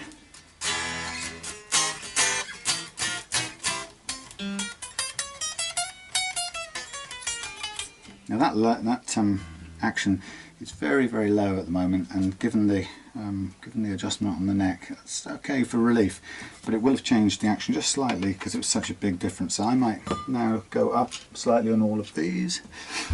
Hold that guitar. Going to go up slightly. Just retweak this, and then we'll do the nut slots.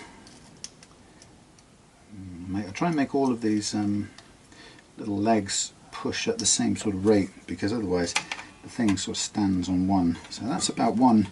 That's a pretty adventurous level if we just went for that, but I'm going to take the others up either side of it. I'm going to try and just map a curve across the neck of the guitar at this point. And I'll double check it once I've done that. Getting all these little grub screws to bite so that they stay put and don't rattle. It's much less common that this rattles than it does with a Tune-o-matic bridge, which is my pet hate. And you know, I've often had people complain, or not often, occasionally you get people complain about the what they might call fret buzz, when in fact it's the bridge, the Tune-o-matic bridge rattling. There's quite a few times when you can mistake the two. Okay, let's just have another quick look here. So we've got 1.25, 1.1, 1.1, 1-ish, just on one, and then 1.25 again. So the B and the G and the B just need to go up a fraction, and then we'll be alright for the next bit of the game, which will be recheck the relief and then go on to the nut. But also we'll hear, I'll give it another stretch, but we'll also hear this playing differently now to what it just did a second ago, because we've got quite a bit of action back at the bridge, evidenced by how sharp it's gone.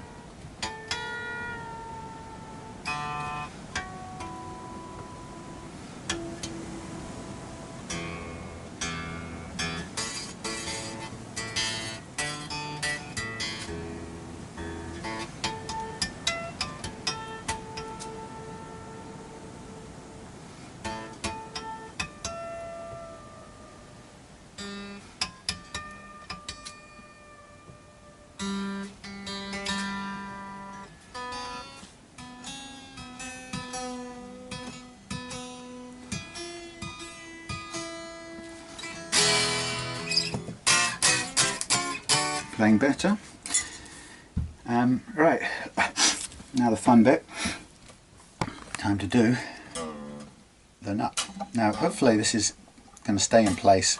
Sometimes if the nut isn't glued, the strings will pull it sideways, but this is looking okay. So I'm going to get myself my standard action, which is a fairly conservative 0.3 of a millimeter, and the reason I aim for that is because it's about the highest first fret action I like to go before you start to run into possible intonation problems.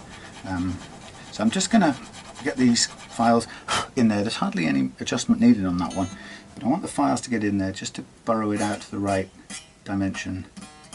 Still just about playing, but that's good enough to stop. Be nice if we don't have to do much on all of these. Let me tune the other ones back up. Twang.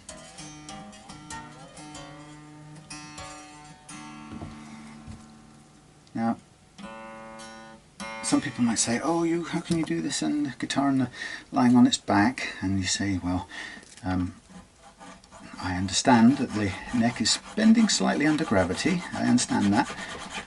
So as long as I know what it means, then everything's going to be fine. So let's say I set this at 0.3 with the neck in this position here. It's pretty much evened out. It's kind of self-supporting, but of course there is a little bit of gravity under there, and you can hear it by the pitch. If you put it on a tuner, you'd hear the pitch change when I take the weight off it. So there is a bit of gravity working on it. But what does it actually mean? It means that what I call 0.3 at this stage, and I get it just right, when I get it to 0.3, when I put this guitar up on its side, and also when I take a little bit of metal off the frets in polishing it, it means that gap is going to open up a tiny amount. Now, the point here is, do I care that it's 0.3? Nope. I care that what I know as 0.3, from doing this time and time again, turns into a nice playing action. So for me, what I call 0.3 isn't something out of a book that says I must get there. And if I get it wrong because I do it on its back and then I put it on its side and it changes, or I do it here and then I take some metal off the frets and then I put it on its side, it doesn't matter. What matters is I know that doing it this way results in a playing action that's great. Now what it means is that when it's finally in this position, it might empirically be 0.3769 or whatever. It doesn't really matter. I know that what it gets me is a playable action that's good to play and doesn't have any intonation problems, and that's the objective. So that's why I always say that if you're doing this thing, don't use the numbers as a start point, but don't think that you're just heading to some sort of setting that will make everything right, because you're not. If you're following numbers, use them as a start point so that you can think intelligently about what it is you're doing.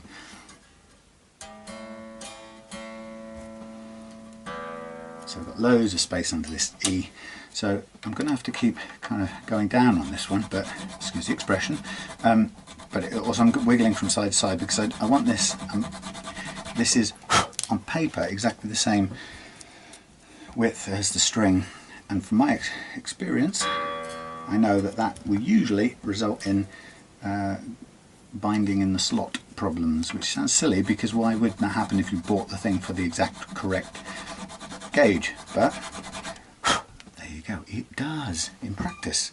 So not only will I wiggle this, but when I get done I will go over this with a bit of sandpaper to make sure that the slot is a little bit wider than the actual thing, so that I know that I'm probably more like, this is supposed to be 48, I prefer it to be about 50 or 51 or 52 even, just so that I don't get, the string never sticks in the slot. Right, we're on the ball bike. Okay, so that's the bottom three done.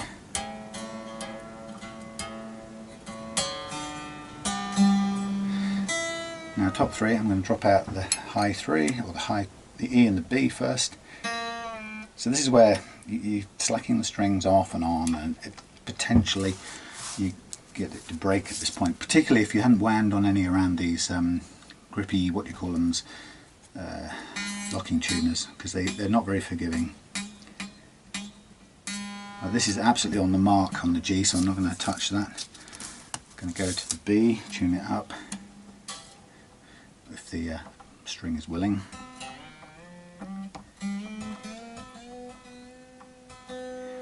And again, check it first. That's so close, I'm going to leave that one too. And then just go for the high E now.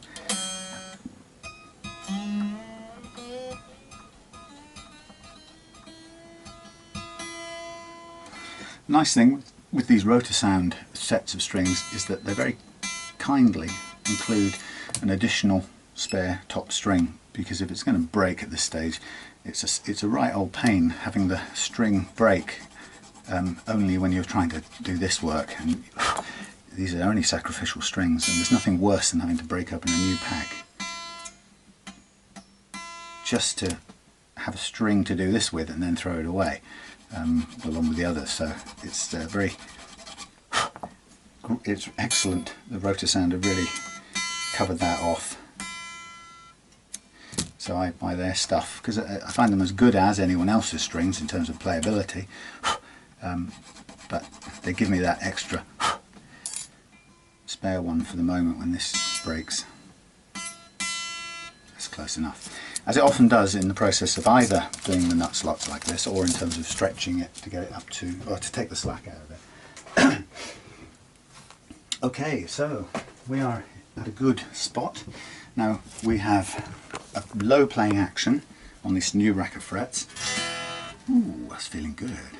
I'm going to go over those slots with some sandpaper when I get around to the sanding stage, which is not going to be far off.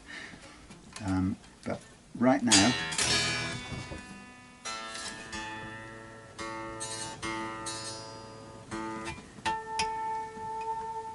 little ping there.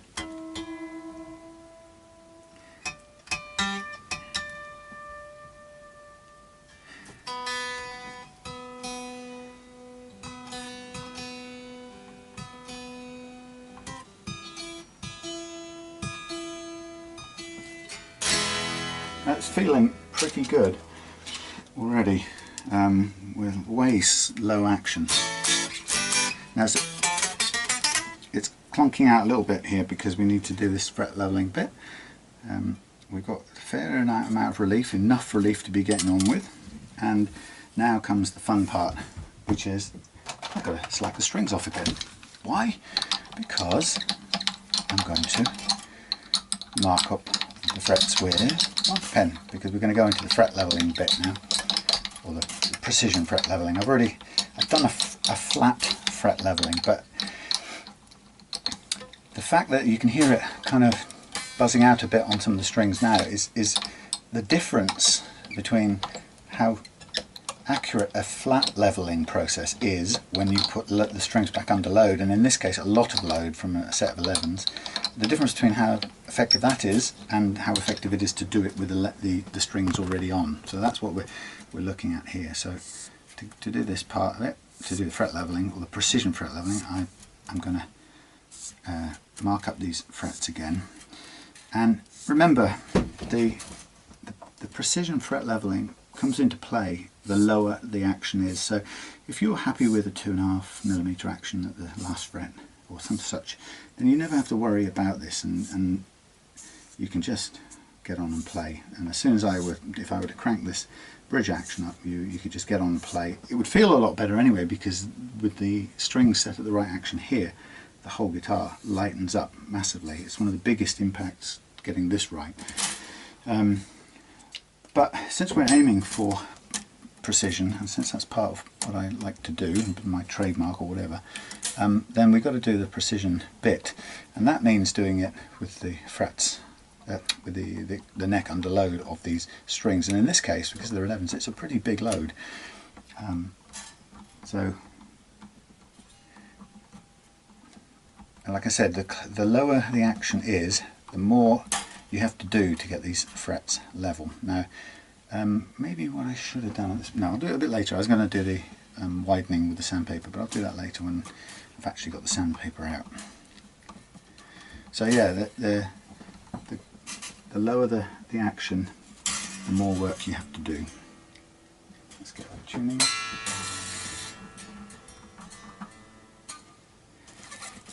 again, this is just about tension. Doesn't really matter what the note is, only to have it in the right playing tension.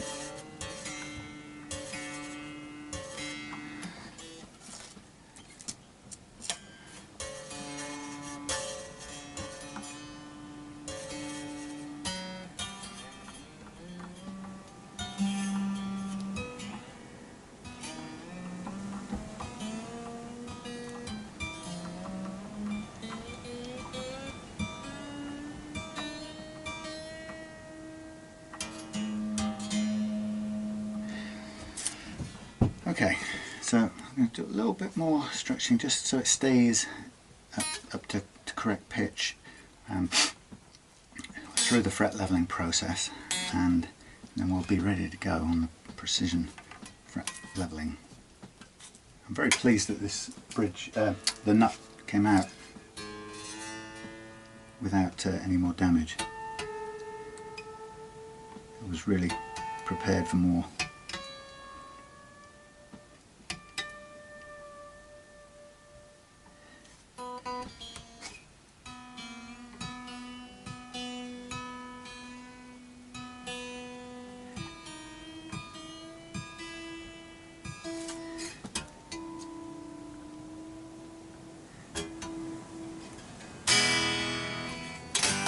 Lovely.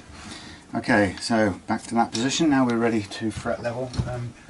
For this, I'm going to use my full-size baby, along with the little brass feet and the spacer thingy, all of which are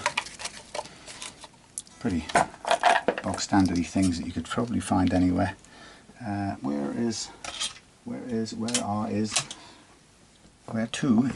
there it is. That's my Allen key I need for this. Okay, so what I'm going to do is I'm going to first of all pick a spot and try and divide the neck into 3 parts equally. It's probably about here. I should know this by now, but I do it every time afresh. So I pick a start point and then just check that's about equidistant brilliantly. Then, for the sake of this, I've got some board marker here. I'm just going to mark where on this this masking tape. I'm going to mark where it is that I place these things so I can go back to it pretty easily. And here's the fun bit. I'm now going to put this truss rod on here, my file, my tunable file, and I'm going to tune it, and I can feel it turning at this end, but I can also feel it turning at this end. I'm going to tune it until it's it has the correct amount of curvature for this neck. Now I have to say I'm already there, and this is a bit tricky because this hardly takes any adjustment at all to get it right.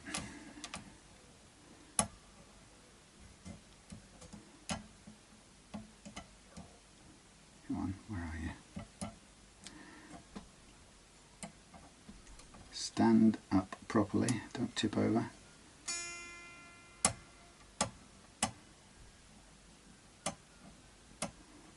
I would say that's about right to start off with. It's hardly any curve at all. So then I drop out the string and I'll put the spacer bar on it as far back as I can go without snapping the string or having it fling out. Quite tricky, since the spacer isn't actually made for that purpose, it's just a thing. And then I'm going to let gravity do the business on the frets as far as it needs to, bearing in mind that the bar is currently following the correct curve. So I'm just going only as far as I need to ensure that this plays the way I'd like it to. So it doesn't really take that much. I could stop here. I can see a couple of places where it's cutting a little bit higher than other places, which I'd expect, having just refretted it and having also now put it under a load with 11s for the first time. So as I said, because the compression is now at play,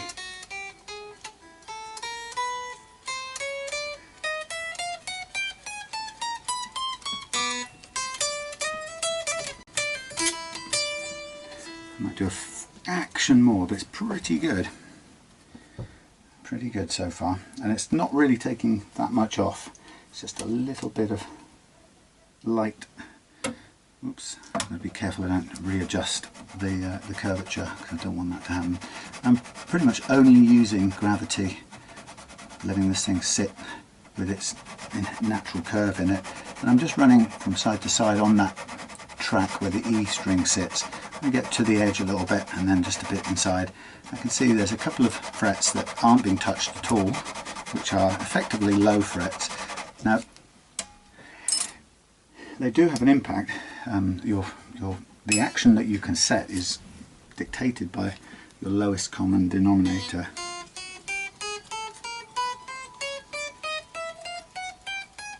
Basically your lowest fret. I like that, that'll do. I'll just recalibrate for the second track, because I'm sure this rod is very sensitive. But yeah, the lowness of your action is dictated by how many uneven frets, and really uneven frets are dictated by the lowest point, because a low fret makes the next one high. So if you have a low fret, it's going to cause a choke off, which is going to stop you playing at the action. You may stop you playing at the action you've chosen, so you have to keep going. Either you have to choose to have a higher action, which is what most people do with their guitars. They just settle for the lowest action they can get away with before it chokes off. Or if you're doing this, then you have to basically work until you either bottom out your lowest point, or if it's significantly low for some weird reason, like somebody's maybe put the wrong kind of gauge of fret in there even, then you have to make a judgment call about, am I going to actually remove this fret and put another one back in? It may actually be a smarter move to do that. So this I'm using 400 grit paper to do this, and it looks like it's not what's the word? It looks harsh in that I'm taking a bit of metal off, but it's 400 grit, and I'm only taking off exactly as much as I need to make it play the way I want it to play. And that's the beauty of this method over, it's one of the advantages of this method over the passively flattened normal method of leveling frets. Because the strings are obviously on, I can stop and check and see that it's playing. And on any most of my videos, you can watch me taking a terrible nick of frets from seeing me not be able to bend any string without it choking at the action I've chosen, and then progressively through this process freeing up all those notes so that they play and bend. And that's basically what's the beauty of this system. Now, where I've taken material off, I will re-crown it so that the frets then look round and perfectly new again.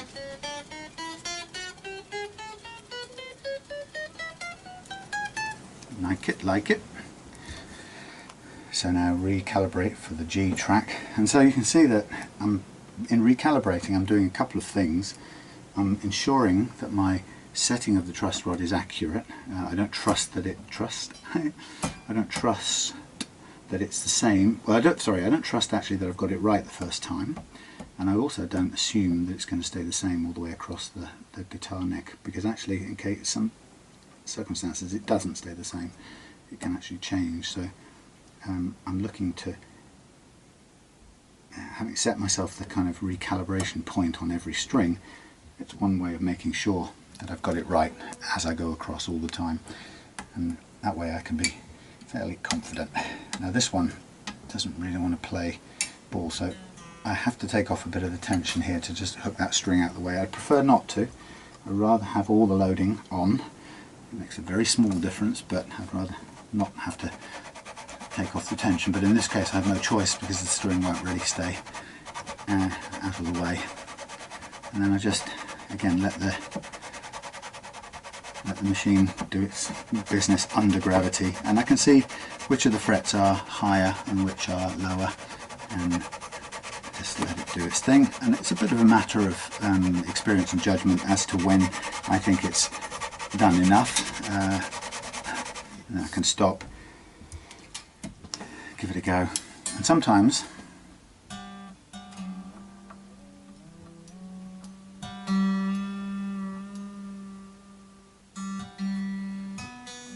sometimes I may need to adjust the truss rod again, even on the same track.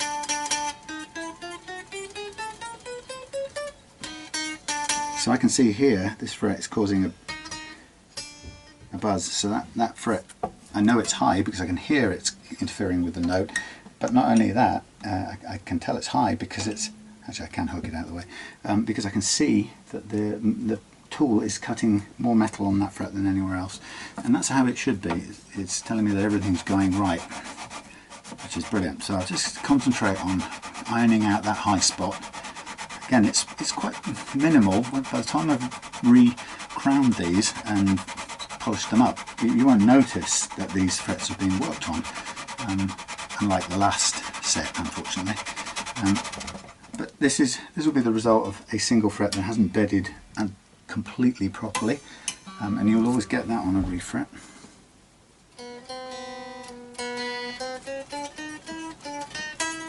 The other thing I'll do while I'm here is I'll just make sure I'm not running up ridiculously low action, which could lead me to, that's 1.1, it's pretty low, lead me to sort of hack away at this for too long, because actually we don't want to overdo it if it's not necessary.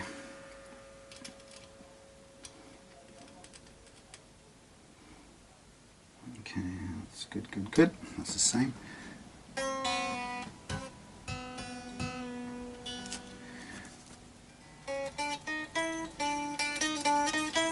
There's still a problem there, so I'm going to keep going on it.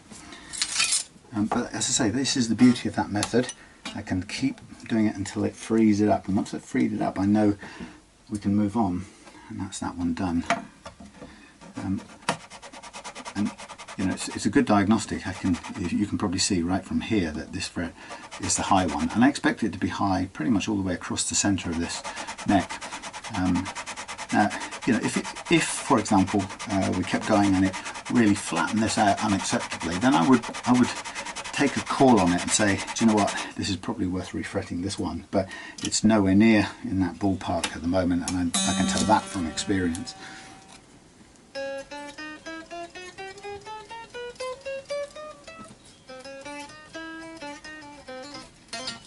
Okay, that's good for now. That I can leave it with the tiniest hint of zzz going on in there, because I know that I'm going to be taking a few thou off the frets when I come to level it. So there's more left in the process to go yet, if you see what I mean. So it's about knowing the point at which you can stop and say, right, the sanding process is now going to pick up that last little bit of unevenness. Okay, that's good. Slight movement or a slight alteration or adjustment there, and then pull this aside, and now we're on the D track. It's not exactly wanting to stay over, but we hope it will. And again, on we go. Gravity mainly. We expect this one here to cut up more than anything else, because you know it's sticking up slightly higher than everything else. But it won't be that way all the way across. We expect it probably to tail out as it gets to the other end.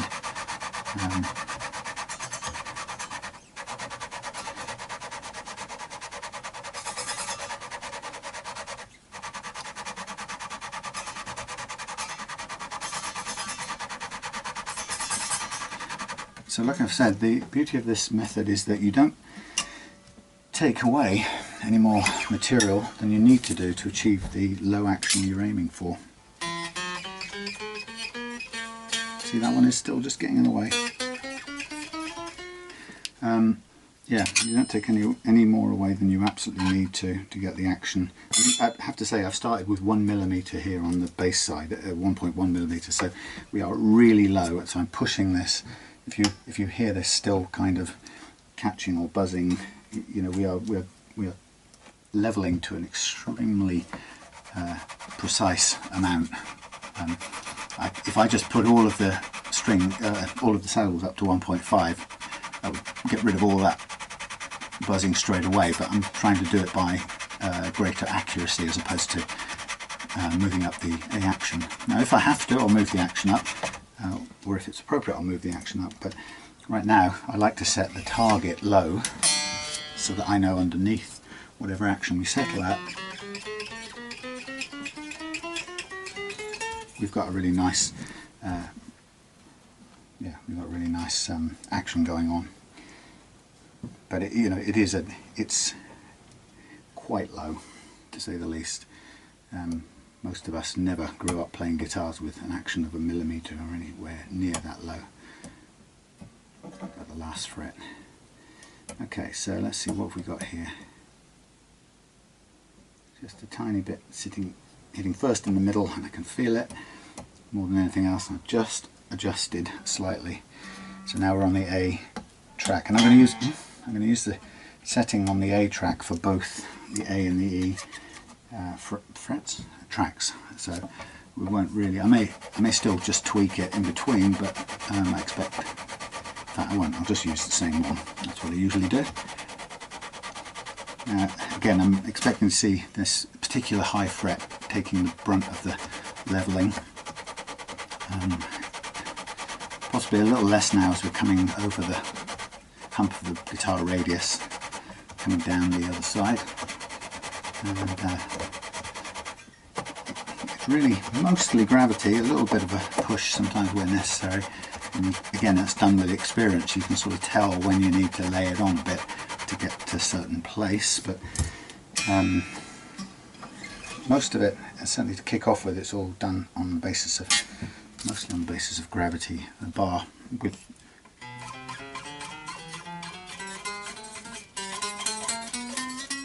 a little bit more needed at this end, and I'll keep on it. Dropping that right off. I usually completely knacker my fingernails all the way by doing that. So this is where I put a bit of selective pressure into it now, because I know that it needs a bit more at this top end, so I'm going to just hedge my bets by putting a little bit more pressure on this far end to get a bit of a dig, get the bar to dig a little bit at this end. And it really is great that it's about knowing when and where, or by experience and feel.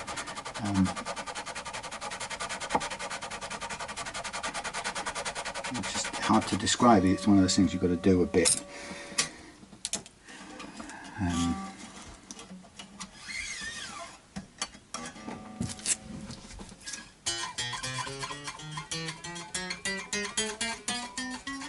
Okay, I'm going to stop there, and then I'm going to drop this off for the last track on the E, and it's still using the spreader plastic to shove the string out of the way. And here we go, last little bit now. So once I've done this, I'm going to take the strings off. I will put them off to one side because they're so new, I might as well reuse them as sacrificial strings on some other guitar, although the times I get 11 action settings through are quite a lot less common than the 10s and 9s, but it's still good to have a set of 11s ready to reuse as a sacrificial set. And then so once I've taken those off and stored them somewhere, I will then remark these frets, and we'll go into the fret crowning process, and that was the bit that was completely missed the previous time.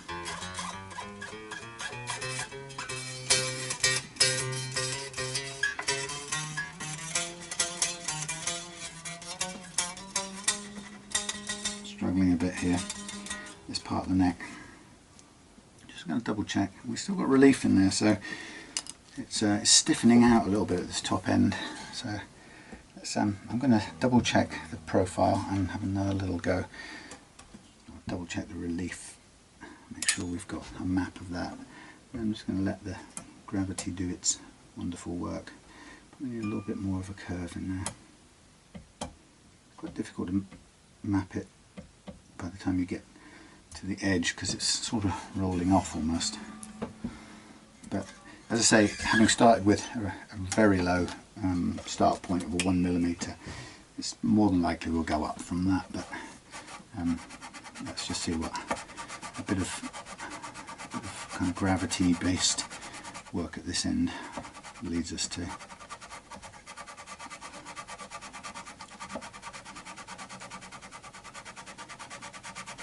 Gravity-based work.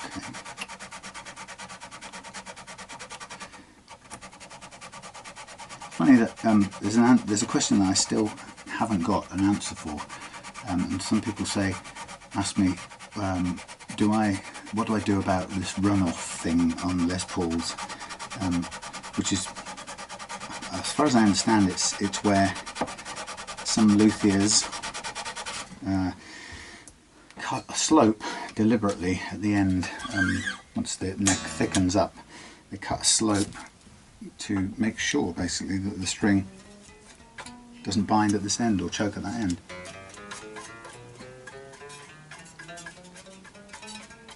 Nearly there. You see how that's freed up all of that? That's pretty good. I'll do a little bit more, I'm so encouraged, and then I will stop and we'll begin the next part. But this is, if I can make this play at 1mm, then we can back it off to 1.5 and it will be fine, absolutely perfect. But that's what I love about this process. Get it right at the lowest possible action, and then you've got leeway. You know that you can make it play when you sort of back up to a workable, normal type of action. So we're getting a little bit of zuzz there.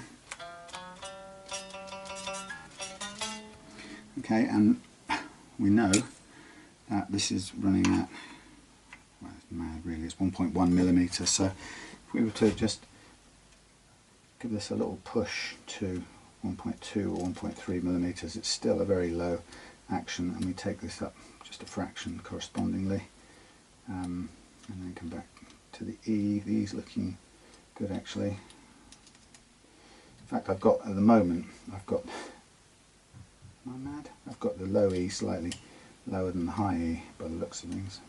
So I've just got a little bit of, tiny bit of adjustment to do, which will result in a bit of tuning change, pitch change I should say. Sorry this is so dreary and long-winded, but this is how it goes.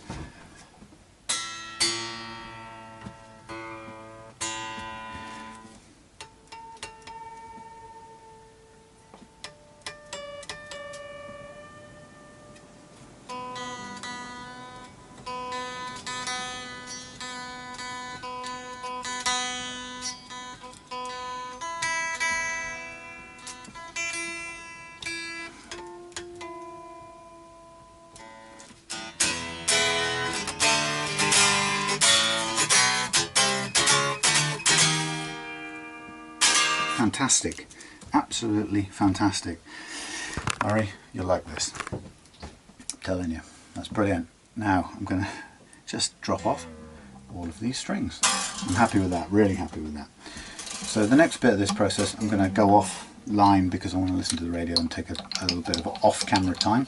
What I'm going to do in the next part of this process is I'm going to re-crown the frets with my StewMac crowning file on the jumbo side.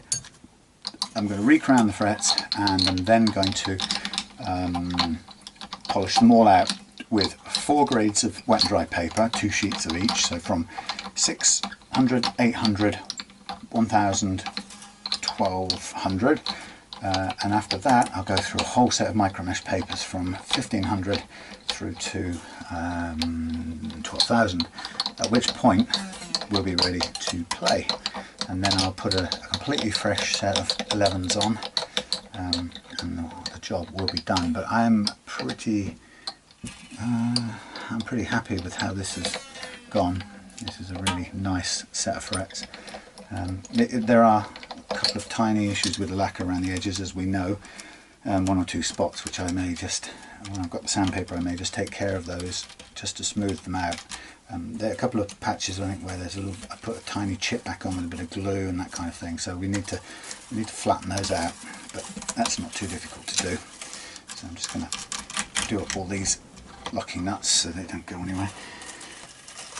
Yeah, so once I've done all the sanding and polishing, I'll come back to you or I'll do the restring as well, and then we'll come back when it's restrung and we'll take it from there.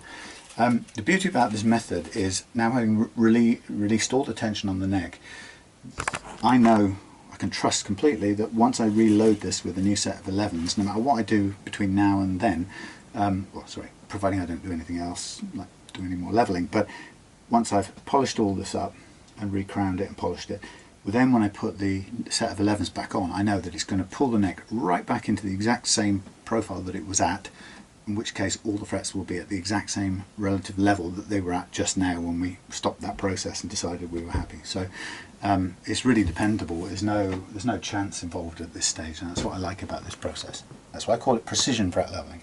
See you in a minute. Oh, we're running. That was clever. I didn't even know it did that. So it switches on and starts running of its own free will.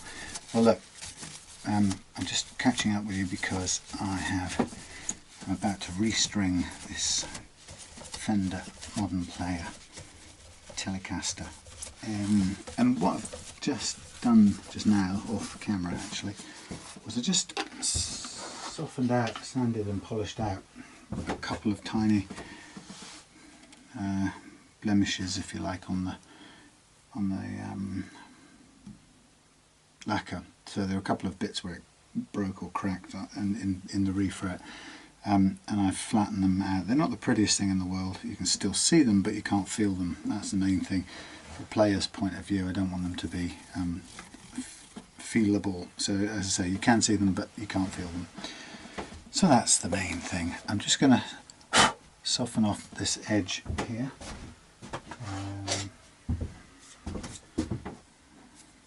Just a little bit of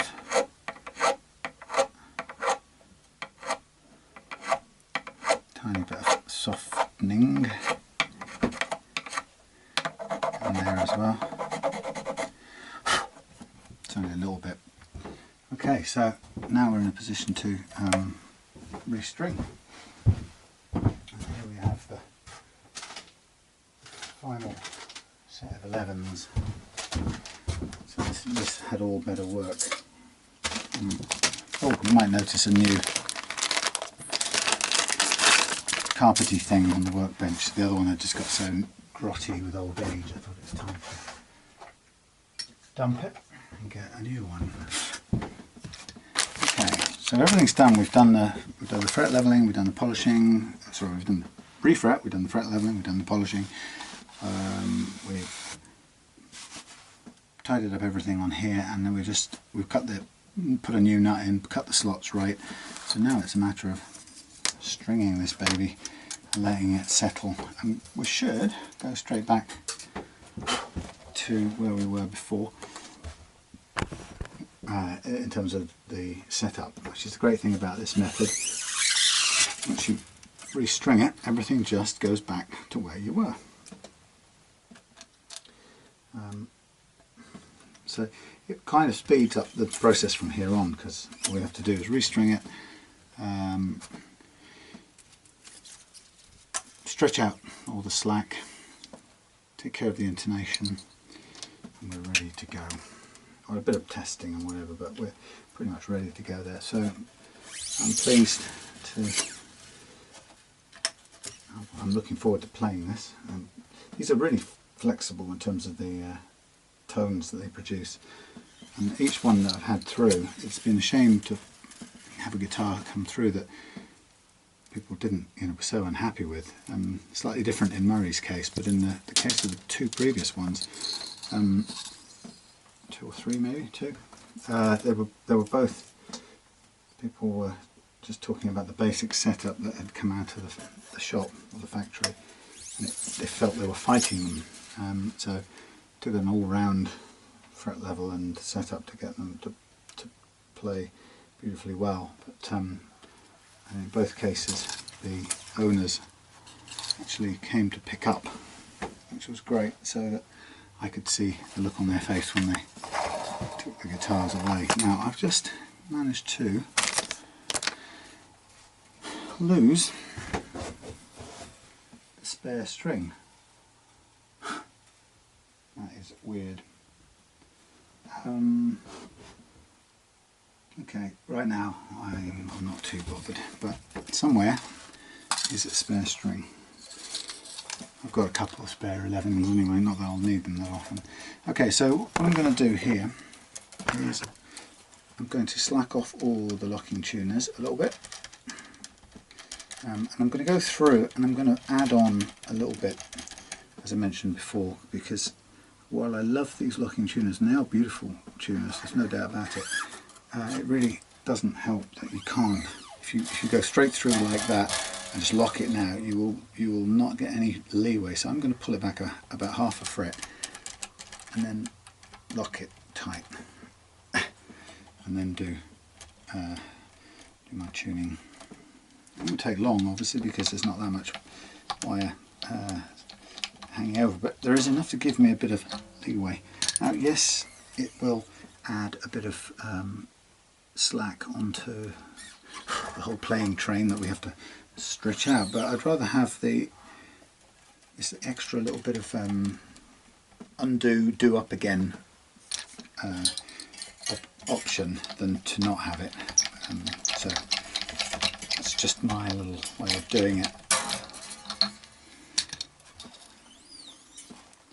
So, yep, I should be able to look at getting this one off possibly on Monday. Might be quite a busy day for sending guitars out.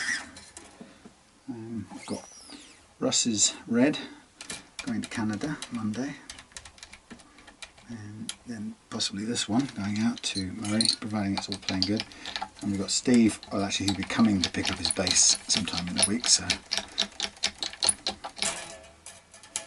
And then we may have, in the not too distant future, we may have Timu's vintage Ibanez, I think it was, Roadstar from Finland.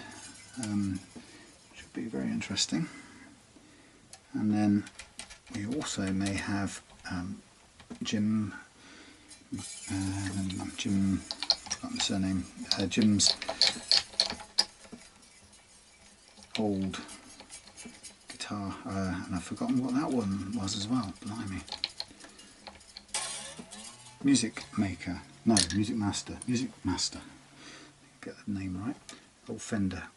So at the moment, hang up here, I've been refretting Jay's Mustang today, so kind of well into the offset vintage guitars at the moment.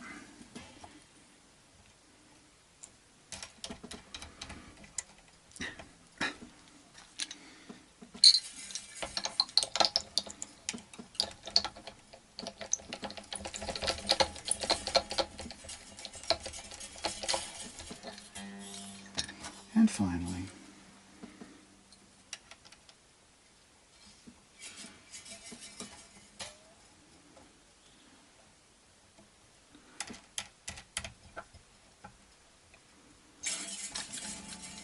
and I'll just chop all these bits off.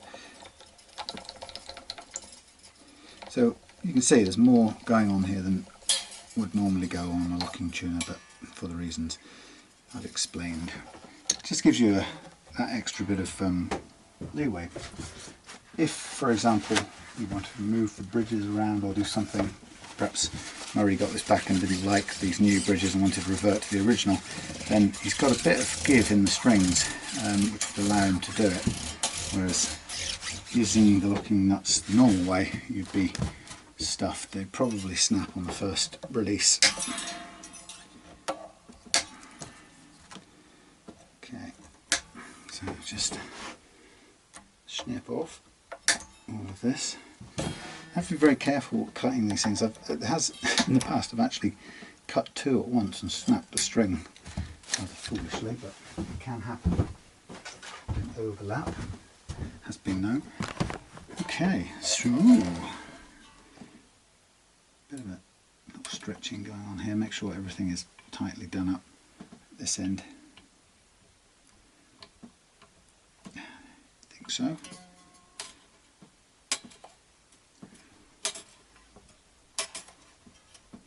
Wow, that action's superb. Don't forget I've also lowered the humbucker down here, so that needs to come up a little bit shortly. But what I'm going to do, I'm going to start just bending out the slack at the moment. Really you want to do this quite a few times. The more you do it, the better the result will be.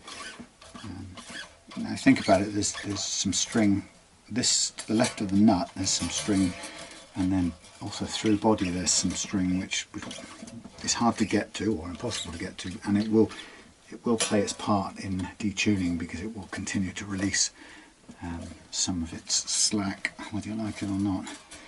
These are quite heavy duty, heavy gauge strings, so they're quite difficult on the fingers. Mind you, I still use the fingers. There is I do have somewhere a plastic device called the string stretcher, but I have to say I'm not a great fan of it. There's nothing wrong with the invention, just that I don't get any feedback when using it, and I find it break enough strings stretching them out anyway. I don't want to break more than I have to, by courtesy of using a piece of plastic.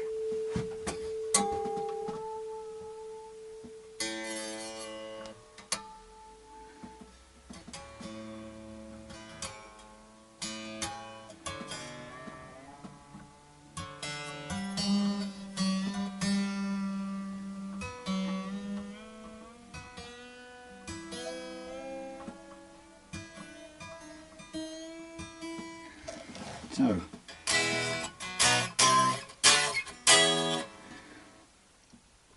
a bit more stretching, a bit of this, followed by a bit of up and down the string again, and we'll see how much it detunes, goes flat as we stretch it again. That's where you need iron fingers or metal gloves or something. So, well, it's interesting that on this guitar I refretted using wood glue, which I use most of the time, and it's always been absolutely fine. And I did a slightly different thing on Jay's Fender Mustang, because I did half the neck with wood, and everything worked really fine, and then just one seemed to come out. So I didn't take any chances. I glued that one back in with super glue, and I did the rest of it with super glue, which is unusual for me. But actually, if you get the kind of technique right, it's not a bad way of doing it, methinks. I might do it more often. Oops.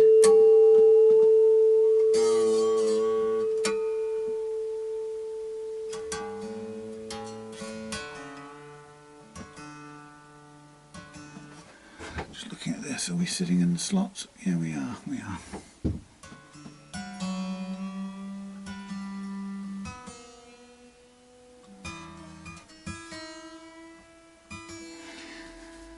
just a quick look while we're at it, a final sort of height.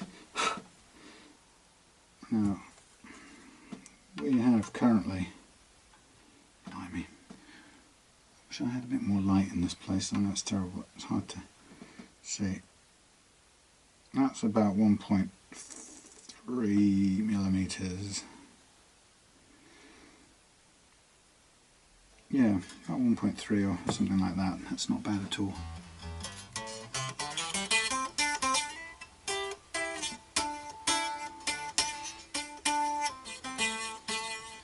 Now that sounds like it's too low there. Let's just check.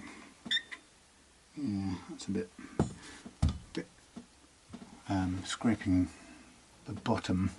So I'm just going to get my other glasses on, find a correct Allen key, and just do the bit of tweaking on the actions here. Oh, I can see much better now. Okay, blimey. It's probably going to dazzle, so I can just use a torch for an extra bit of light here to help me on my way. Okay, 1.25, 1.8, 0.6, 1, 1.2. Wow, so they're a bit too low. What did I say? 1.1, so a bit up on this.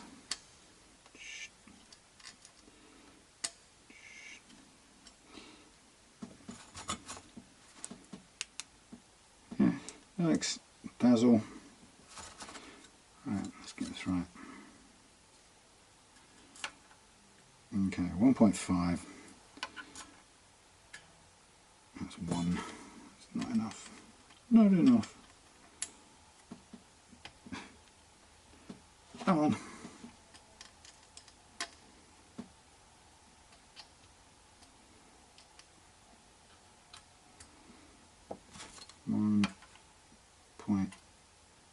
Nearly 1.5. 1, too low.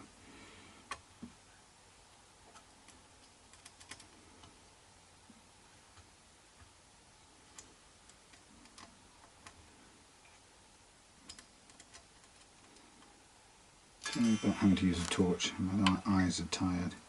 Okay, that's on 1.5, that's a fraction too high for now.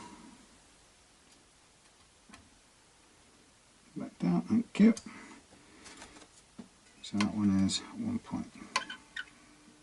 1.4-ish. Still actually come down a little tiny bit more.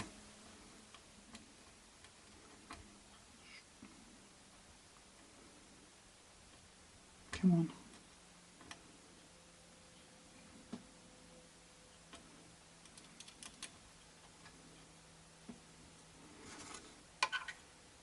Okay, 1.5, so down a tad, just a tiny little bit, followed by 1.0, so up a little fraction, followed by the final 1.8, which is a bit too low. Really?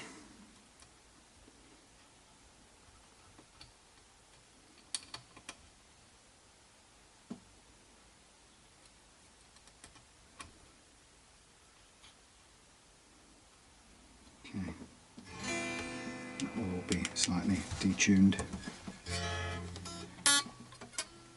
Change glasses. Bit of stretching while we're at it.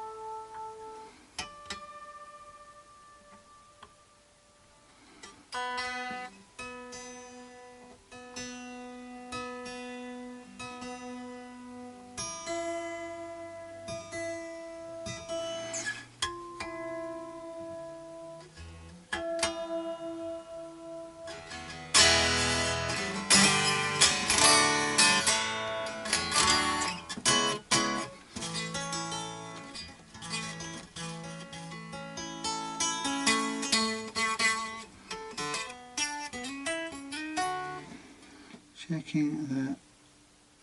Do a tiny tweak on that. Oh no! Yeah, I can do it. It's the right end. Thank goodness for that. Never remember the right one. Is that the right one? Yeah. I'm trying to make an adjustment without catching my finger on those little spiked off bits of string which are so deadly. Now once you've done it, get the Allen key out. It's a right royal pain too. Okay, so I'm going to do a bit more stretching. See how we get on with this.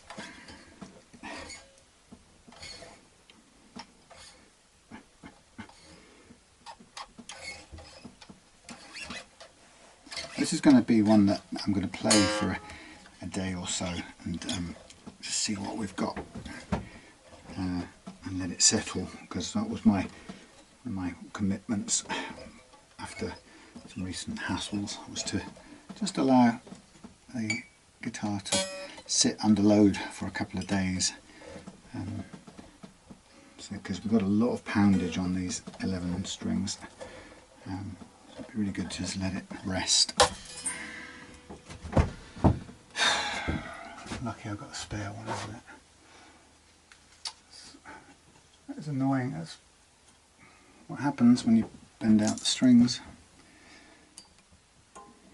Oh well.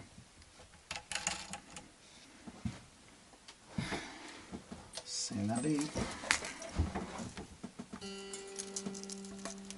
Good old roto sound.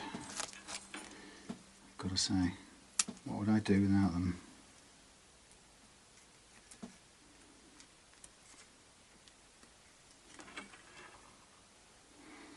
I don't know, but where's the other one gone? It's weird.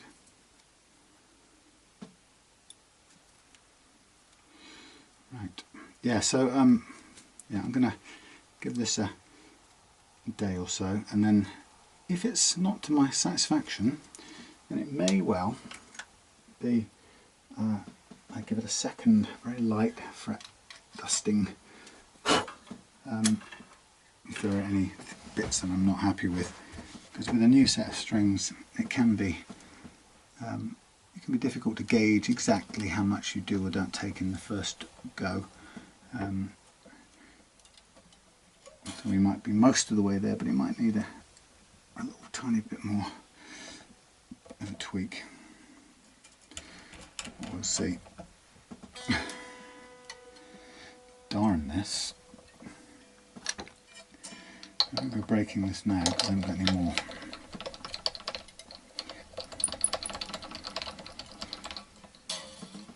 So that's what I don't like. That if that was a wound on, mostly wound on, it wouldn't be so likely to break. It's the fact that it's crimped and bit into by the what do you call it? That's the broken bit. Yeah, it's bitten into by the locking mechanism, which is what makes it break easily, and that's not a great thing in my book. So it's the real downside for me in the locking tuners. By virtue of the way they work, they bite the string and it puts a very weak spot on it at the point where it goes around the tuner, or where the locking mechanism bites on it, which is no good. So I should have learned not to pull upwards on these, not to put pressure on the end.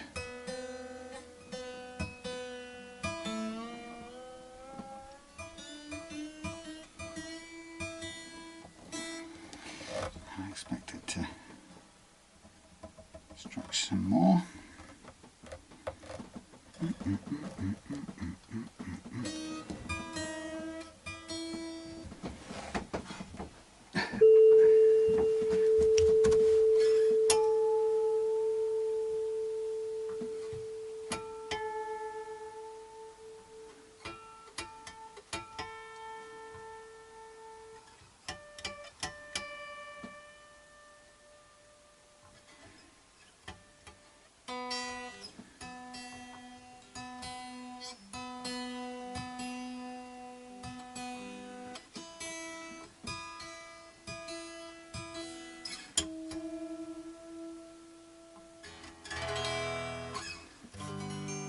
Okay, find a strap. Let's try the one that doesn't always fall straight off. Still left myself with the worst possible lead for this job, but anyway, I'm going to have a little feel of this and then I'll stop and leave it overnight, settle, and come back to it. Oh, hang on, we got a decent lead, shorty lead. Bang.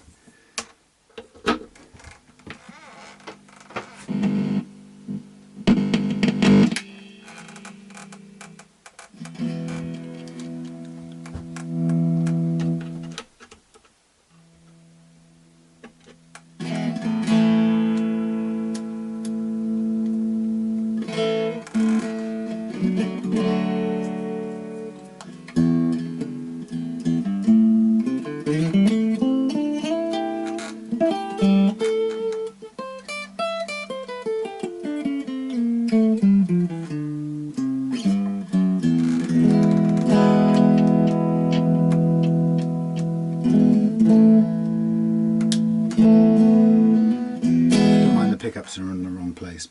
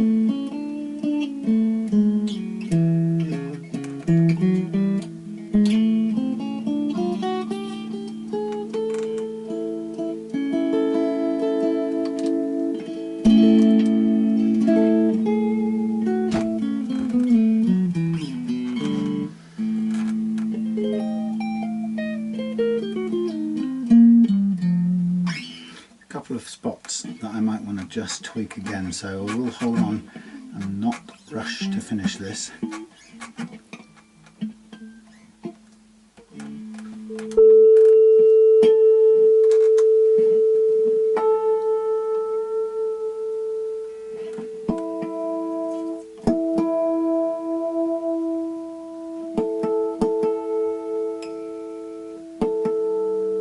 That slot needs widening.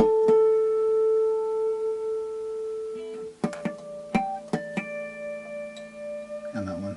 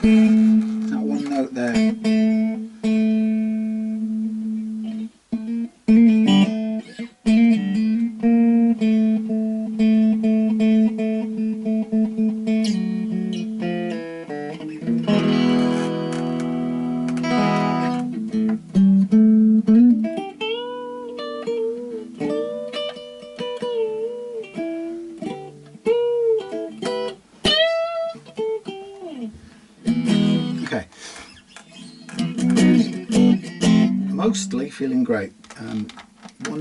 One note that I think could be improved, creaking strap, that's my business. Yeah, a note that we could improve on. So I will, I think, do another very light level just to get rid of that unevenness, tiny bit that's left. It's the way it is. Sometimes you don't get it all on the first go, but it's a matter of knowing when you want to redo it, or sometimes it's a matter of the tiniest tweak with the action, but I think I'd like to redo that one just the tiniest bit.